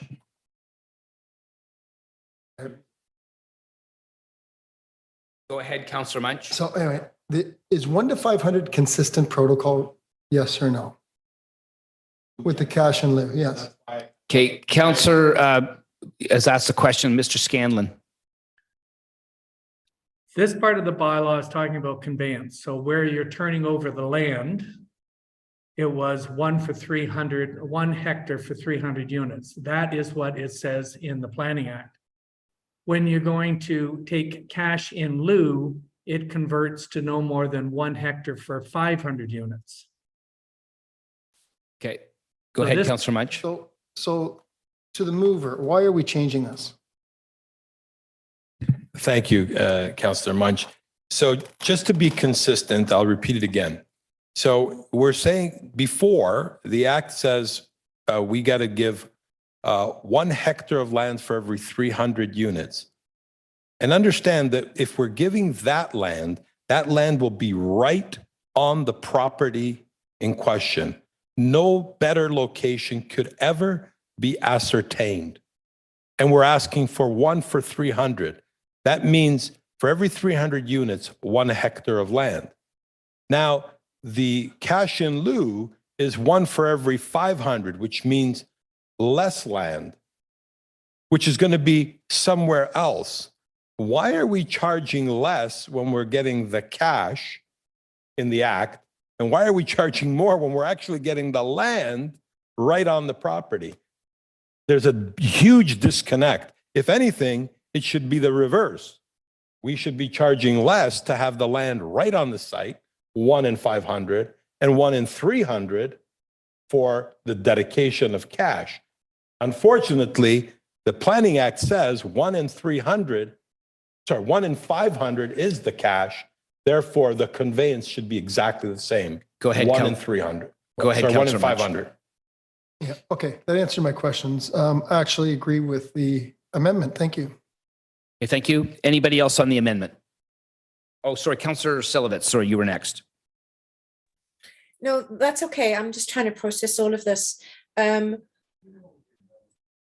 If I may, through you, Mr. Mayor, because I'm still not 100% sure on this. Through you to Mr. Scanlon or to the Commissioner, but Mr. Scanlon is fine. Are you saying that according to the Planning Act, 1 hectare of land for 300 dwelling units is what is there? Changing this to 1 hectare of land for 500 dwelling units is not consistent with the in-place Planning Act. So through you, Mr. Mayor, for dedicating the land, for actually giving you the land, that is what the Planning Act says. What? 1 hectare for 300 units, if you're giving the land. If you're going to pay cash, then it's 1 hectare for 500 units. It's a lesser value. You're only getting 60% of the cash will only buy you 60% of the land. If you take the land, you get, it's the 1 hectare. And that's the way the Planning Act is laid out. As I say, if council wishes to adjust that downwards, obviously you can't enrich it, but if you wanted to drop it downwards, obviously that's at council's pleasure. And would you know, through you, Mr. Mayor, Mr. Scanlon, would you know if any other municipality has done this? I'm sorry to put you on the spot. For conveyance, I'm not, in the survey that we did, which is attached with our report, I don't think there's anybody that's done it for land dedication. Okay. Thank you very much, Mr. Scanlon. With that in mind, I would ask that 9 Strata Park is separated from 4A, B1 and 2. Okay, To vote. anybody else? Oh, sorry, Councillor Silvers, you're done? Okay, anybody I'm else? done. Okay, I have a question. So, Mr. Scanlon, the effect of this is with the change from 1 hectare of land to 500, we'll be getting less land than we would be under the normal, or under what was proposed initially, right? That's correct. Okay. And I will say that I can actually understand with Strata Parks why, this would be one of the fairly significant number of things actually that we delegate to staff, because it is a pretty technical type of thing. And, it's either going to serve us well or it's not going to serve us well. In this particular situation, I think that there is a concern that if we put Strata Parks into the sole discretion of council, it could become politicized potentially. And this is really not a politicized thing, it's a technical thing. Because if we're accepting a Strata Park on top of like a parking garage or something, there may be technical and engineering reasons why that park is not going to be as useful as it would be in another situation. So I'm not comfortable with the change that's being made here. And further to that, the 100% of the land value, like the reason that we have 80% as the number as opposed to 100% credit when we're giving a Strata Park is that Strata Parks don't allow frequently the range of different options that we can do on that land. So for example, if we take land above a parking garage, it'll be fine for a tennis court or pickleball court, but there'd be no way that we could put other infrastructure like a clubhouse or something like that on top of it because it's on top of a parking garage. So I'm actually comfortable with the 80%. I mean, it's a compromise between saying the land we're getting as a Strata Park is the same value as regular land. And it's also a compromise to say, we'll take it, but it may not be worth quite as much as what it would be if it was a regular piece of property. So I'm not in favor of this. I was comfortable with the original proposed motion, and I'd like to see us get back to that, and then I would vote in favor of that. But for now, I can't be in favor of this change. Just one other thing, this is a actually I'll leave those comments for the next round because that's not really on the amendment. So Councillor Liu, you've got your hand up. Point of information. Oh, sorry, Councillor Liu, hold on a second. Councillor Barros. I'm looking at the amendment and it's unclear to me. There was a comment just made that you couldn't put a structure on top of a parking garage, but yet they build condominiums like 80 stories high on top of parking garages. So is that accurate that you couldn't put a structure on top of a parking garage? What I said is after the fact, perhaps maybe I'd add some clarity. After the fact, once it's all been engineered and designed, it's possible that you couldn't do something after the fact because it's there. There are constraints that you would have on top of a piece of infrastructure like that than you wouldn't have in an open field with nothing underneath of it. Okay, Councillor Liu, go ahead. Thank you, Mr. Mayor. I just have a quick question on number 9, the amendment in regards to the sole and absolute discretion of council. My understanding of this amendment is staff is still going to produce a report and recommendation to council, so that for council to make a decision instead of a sole discretion by the commissioner. Am I correct? Am I missing something here? Because I don't believe council can just by itself has the sole and absolute discretion to approve something. There will be still a staff report and recommendation from staff for council to decide. Through you to, I think, to the mover, is that the intention? Yeah, thank you, Councillor Liu. Of course, every time we deal with an application before us for us to deliberate on, we have a staff report. And in that staff report, they'll say, we recommend or we don't recommend a strata park. Council will still have the sole discretion to make that decision. What the previous motion was suggesting was that staff will then decide if a strata park is appropriate, and they'll make the final and sole and absolute decision to say yay or nay. What I'm suggesting here is that staff, bring your report forward, tell us all the pros and cons, and council make the decision, as we do with all other aspects of an application. Thank you. Yeah, that's exactly what I thought. So I don't have any problem with number 9. Thank you. Okay, anybody, Councillor Chan, go ahead. Thank you, Mr. Chair. I just want to add my comment in specifically on number 9 here in the amendment. I think both in the presentation, in the staff report, touches on the 80% of the credit. I do understand from the building industry, they would like to have more than 80%, understood.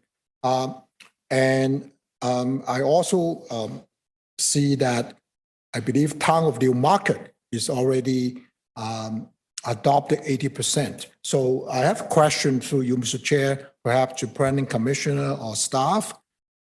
To our knowledge, or to the extent that you can advise council and the members public, how widely, other than Town of Newmarket, is being mentioned, and City of Richmond is contemplating this credit for stratified park. What has been the practice within the municipalities, at least in your region or in GTA? You can inform us, Mr. Commissioner, for you, Mr. Chair.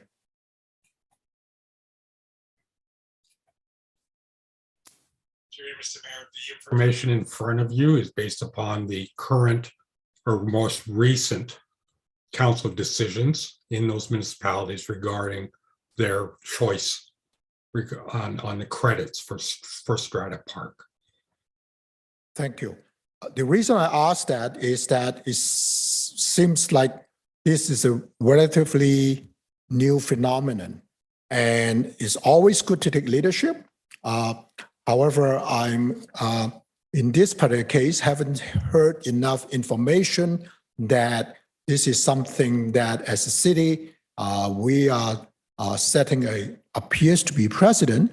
If there's nothing or no one else either have provided credit or adopt that in their council, aside from what we're hearing, one municipalities in Town of Newmarket, which is 80%.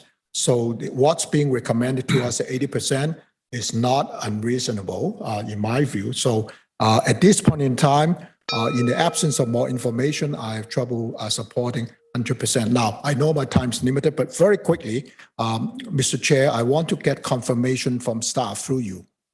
For the amendment for 4A and B, I just want to be absolutely clear when voting on it. Does that mean if it's adopted as amended, would the city be getting less or more than the original motion that this is seeking to amend?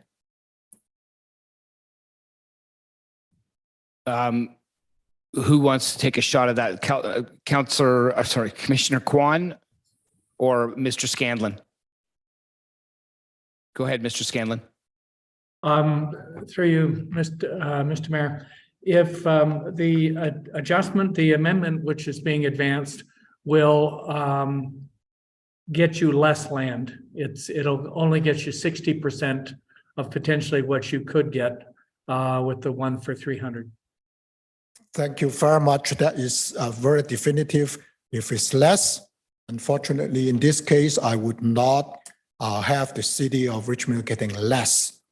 Thank you. Okay, thank you. Anybody else? Did I see your hand? Okay, go ahead, Councillor DiPaolo.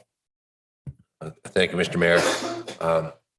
I too am unable to see the benefit to the city of the amendments being proposed. And when it comes to stratified parks, I think intrinsically they have less value. We have to credit it as such. A stratified park would be great that we can use it for a parkland, but as our needs change over time, the city is not able to put a structure there, a community center, to sell the land. So by virtue of the fact that the limited use, there's going to be less of a value. And I think that's why the original 80% was there.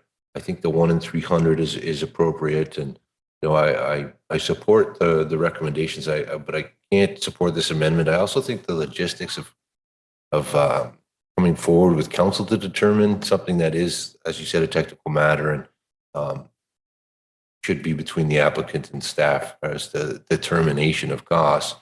I don't see how that will function well coming to council. So I'm not going to support this amendment, but I do emphatically support the main motion. Okay, thank you.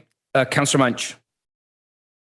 Oh, actually, Councillor Munch, you've already spoken on the amendment. Can we go second round? I don't think we have second rounds on amendments. So, Just- okay, so seeing no other speakers on the amendment, we'll call the vote. Anybody want to- Separate. It doesn't I'm have, calling- I withdraw my calling- request for separation. I'm calling to separate the 500, the shall be to the sole and absolute discretion of council, and the 100. Okay. I want 3 separate votes. Okay, thank you. Anybody want a recorded vote? Okay, recorded vote's been called. Thank you. Voting on the motion to amend, specifically section 4A2, where it states 1 hectare of land for each 500 dwelling units. Councillor Munch, Yes. Regional and Local Councillor Pirelli, Yes. Councillor Silovitz, No, Mayor West, No. Councillor Liu, No.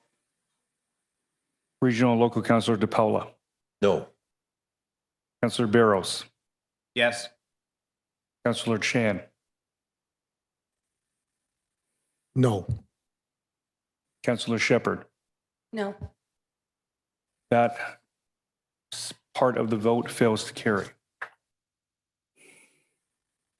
Voting on the Parkland credits number 9, where it states which conveyance shall be to the sole and absolute discretion of council. Councillor Munch, Yes. Councillor Barros, Yes. Councillor Shepherd, No.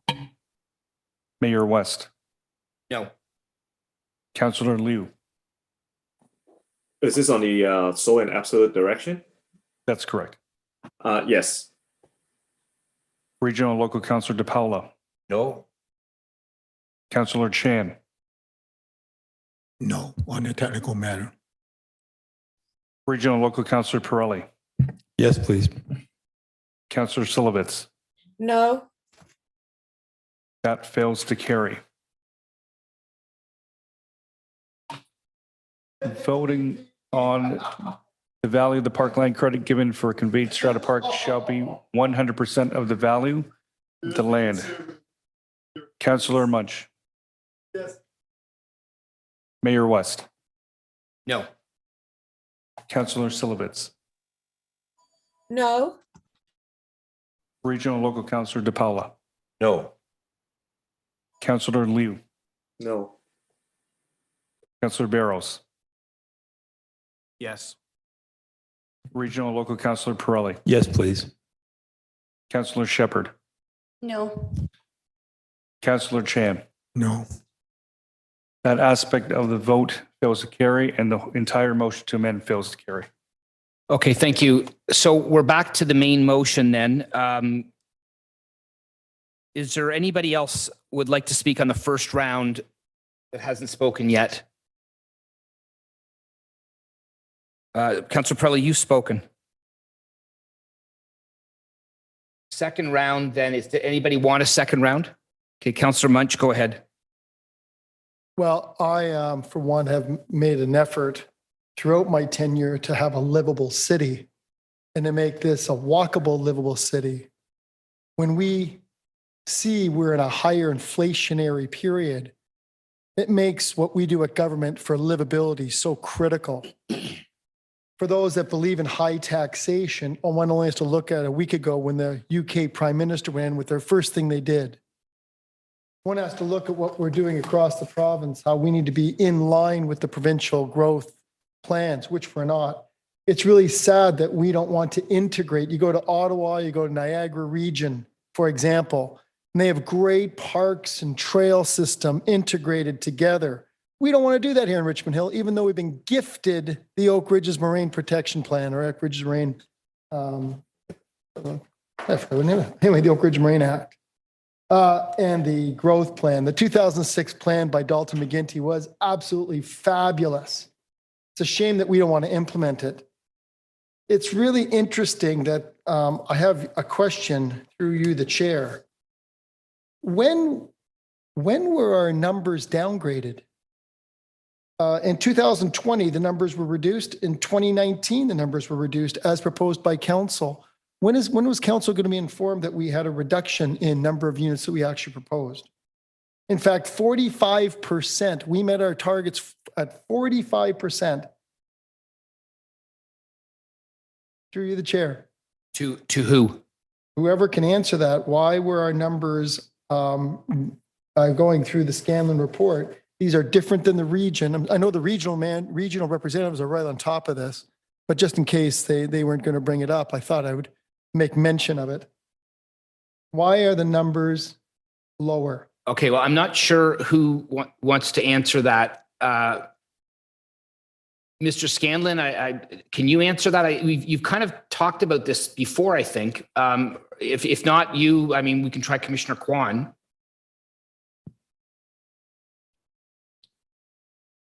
If I may, we get a report to council. Mr. Scanlon, go ahead. No, just let me help you so you don't. Here, we get a report for council that says so many units were done in 2020. Okay, we assume that those numbers by staff are correct, and then in 2022 we get numbers that are say no, the 2020 numbers are wrong. The 2019 numbers are wrong. The 2017 numbers are wrong. It wasn't until I saw your report and I did an analysis that I see there was a difference. Mr. Scanlon? I'd still have to see the report that he's referring to. I did have access to like the development charge forecast, which was in 2019. And I can see we are a little bit different, but over the 10-year forecast, we're different by about 90 units a year. And it's a bit of an adjustment between, high density versus high density and low density. So there's a refinement. I don't think that the forecasts are significant. So if I may, let me give you the numbers. Let me help you. Well, Let me give you the numbers. Let me give you the numbers. Okay, Mr. Scanlon, Let Councilor Munch, let Mr. Scanlon finish. It's not right. I mean, I think 30% is a significant number. Would you agree a 30% variance is a significant number? Okay, Mr. Scanlon, go ahead. Staff report 1,308 Okay, units. Mr. Your Scanlon, report hold says on a 103. second. Okay, are you ready for Mr. Scanlon? Yeah, Okay, go ahead, Mr. Scanlon. Mr. Scanlon, let me help. Mr. Scanlon, your report shows 1,003 units. The report that was presented to council had 1,308 units. That's a 305 unit difference. Well, Counselor, I'm not clear without being able to see, like, quoting the numbers, and I'm not quite clear what we're exactly looking at. If you're looking at two different things and you're saying they're different, okay, I cannot answer your question definitively without actually having the information. And if you want to supply it, and we'll subsequently, I'd be more than happy to respond to you. It's just, as I say, right now, I am, in a different country. I don't have all the documentation and I can't see the information, but I'd be more than happy to respond to you if I have the opportunity. I don't think it's fair for Mr. Scanlon. I think this is really unfair because he's given numbers and then he's got to present the numbers. The issue that we have is that when this information comes to council, when we're told that in 2017, the number's 874 units approved. In 2018, we had 1,308 units approved. In 2019, we had 945 units approved. We need to have confidence because here we're doing cash in lieu. Parkland, we're looking at a higher rate increase, but leave that aside. Your report had 1,641 units until 2031. We've amended the units from 1,641 and 1,368 units to 1,180. So we've reduced the number of units as per your report that we unanimously approved in Richmond Hill. So if we've gone from 1,180 units from our forecast to 1,641, and we're only doing 70% of our targets now, and some say we're in a supply shortage, and some think that the housing and rent is very expensive, when 3% of the North American population is in Ontario, yet we represent 30% of the housing least affordable municipalities to live. And Richmond Hill's number 2. And municipal governments are solely responsible for growth and housing. And we have the second least housing affordable municipality. And people are saying rent. This council will be held accountable when people say they have high rents and they can't afford it. I say, look at your municipal council, because we're the ones that are proving it. We are a housing supply crisis. Oh, but not by Richmond Hill Council. And we're now reducing our number of supply units. So we are 7%, 6.89%. You've reduced the number of units as per your forecast in 2019 from the forecast going forward. So you want to reduce the supply by 7%. Why? Stop the clock. Mr. Scanlon, you're on mute. I apologize.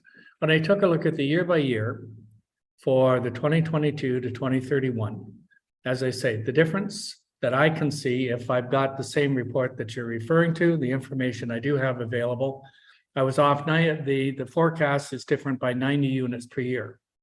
So 900, and it comes, the numbers that I have is 14,712, and we provided 13,827.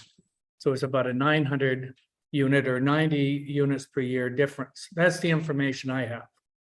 If there's something different, Councillor, then we have a variance. I had 14,780. I had 14,780 and 13,827 was the math I got. Okay, so that's 90. We're within a variance. We're within a variance. I can live with that. 90 units a year was rounded, was my suggestion.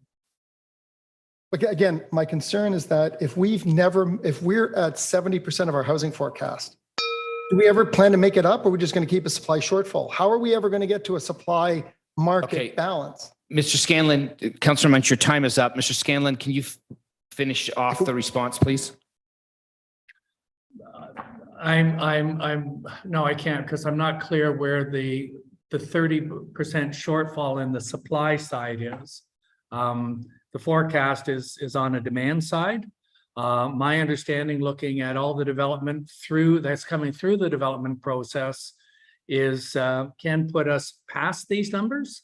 However, those are applications, those are discussions. That's the information I have from the planning department. So I'm not quite sure definition of supply or potential supply, but I can have further conversations with planning staff and ourselves to answer the counselors' questions. So Okay. I'll send you an email with all the numbers, all the Okay. breakdown in my spreadsheet. I'll let you look at them from a market perspective, from servicing our community. We are so far below meeting Okay. the needs. So I ask you, Counselor, sir. thank you. Okay, but hold on. Like, sir, you're a professional. I believe you. We have to work Counselor, together. you can take it offline. That's what he's Okay, offered when you. you get Thank back, I'll send you an email. I'll show Okay. you the doc. Counselor the stats. DiPaolo, go ahead. Thank you, Mr. Mayor. At this time, I'd like to introduce a motion to end the debate and to call the question, as everyone's had an opportunity to speak. Many questions have been asked. We're on a single issue from, 2.5 hours into the meeting. I think it's an adequate time. Thank you, Mr. Mayor. I'd like to second that motion. Okay. We have a motion to call the question. All those in favor? Recorded Okay, vote. that looks like unanimous. Okay, recorded vote. Oh, sorry, are we talking about the motion for calling the vote? Oh, yeah, sorry, no recorded vote on that. Okay, great. Okay, so let's we'll go into the main motion then. Right, call the vote. Recorded vote. Thank you. Voting on the main motion, perhaps I can present on the screen for everyone to see. Regional and local councillor Pirelli. I didn't call the recorded vote.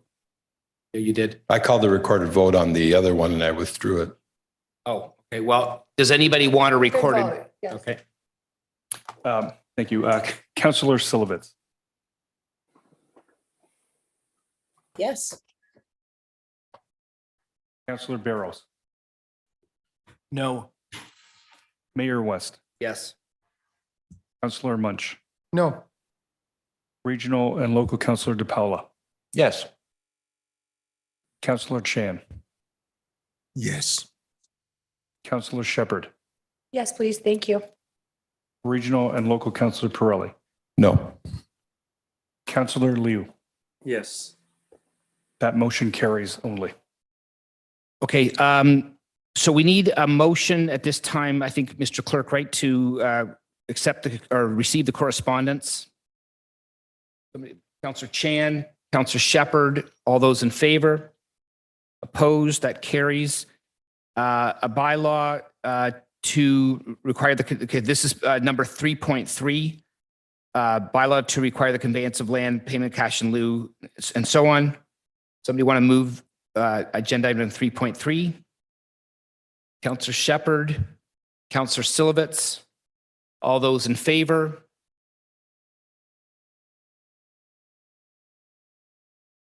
Okay, that carries.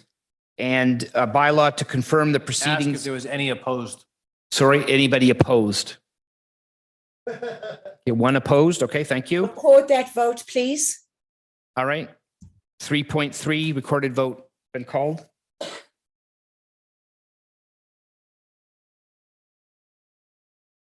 No, of course. Thank you. Voting on item 3.3, Councillor Silovitz, Yes.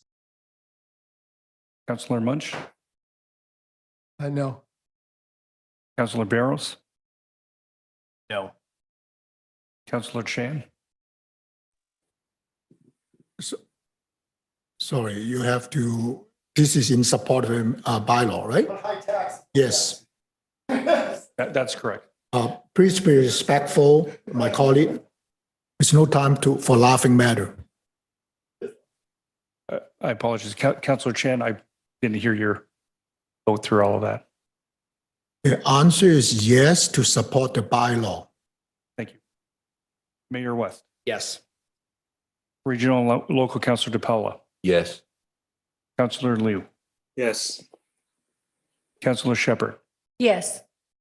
Regional and local councillor Pirelli. No, thank you. That motion carries only. Okay, and agenda item 4.1, bylaw to confirm the proceedings of this council meeting. Councillor Silovitz, Councillor Shepherd, all those in favor? Okay, that carries.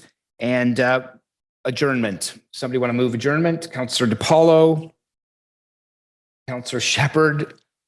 All those in favor? Opposed?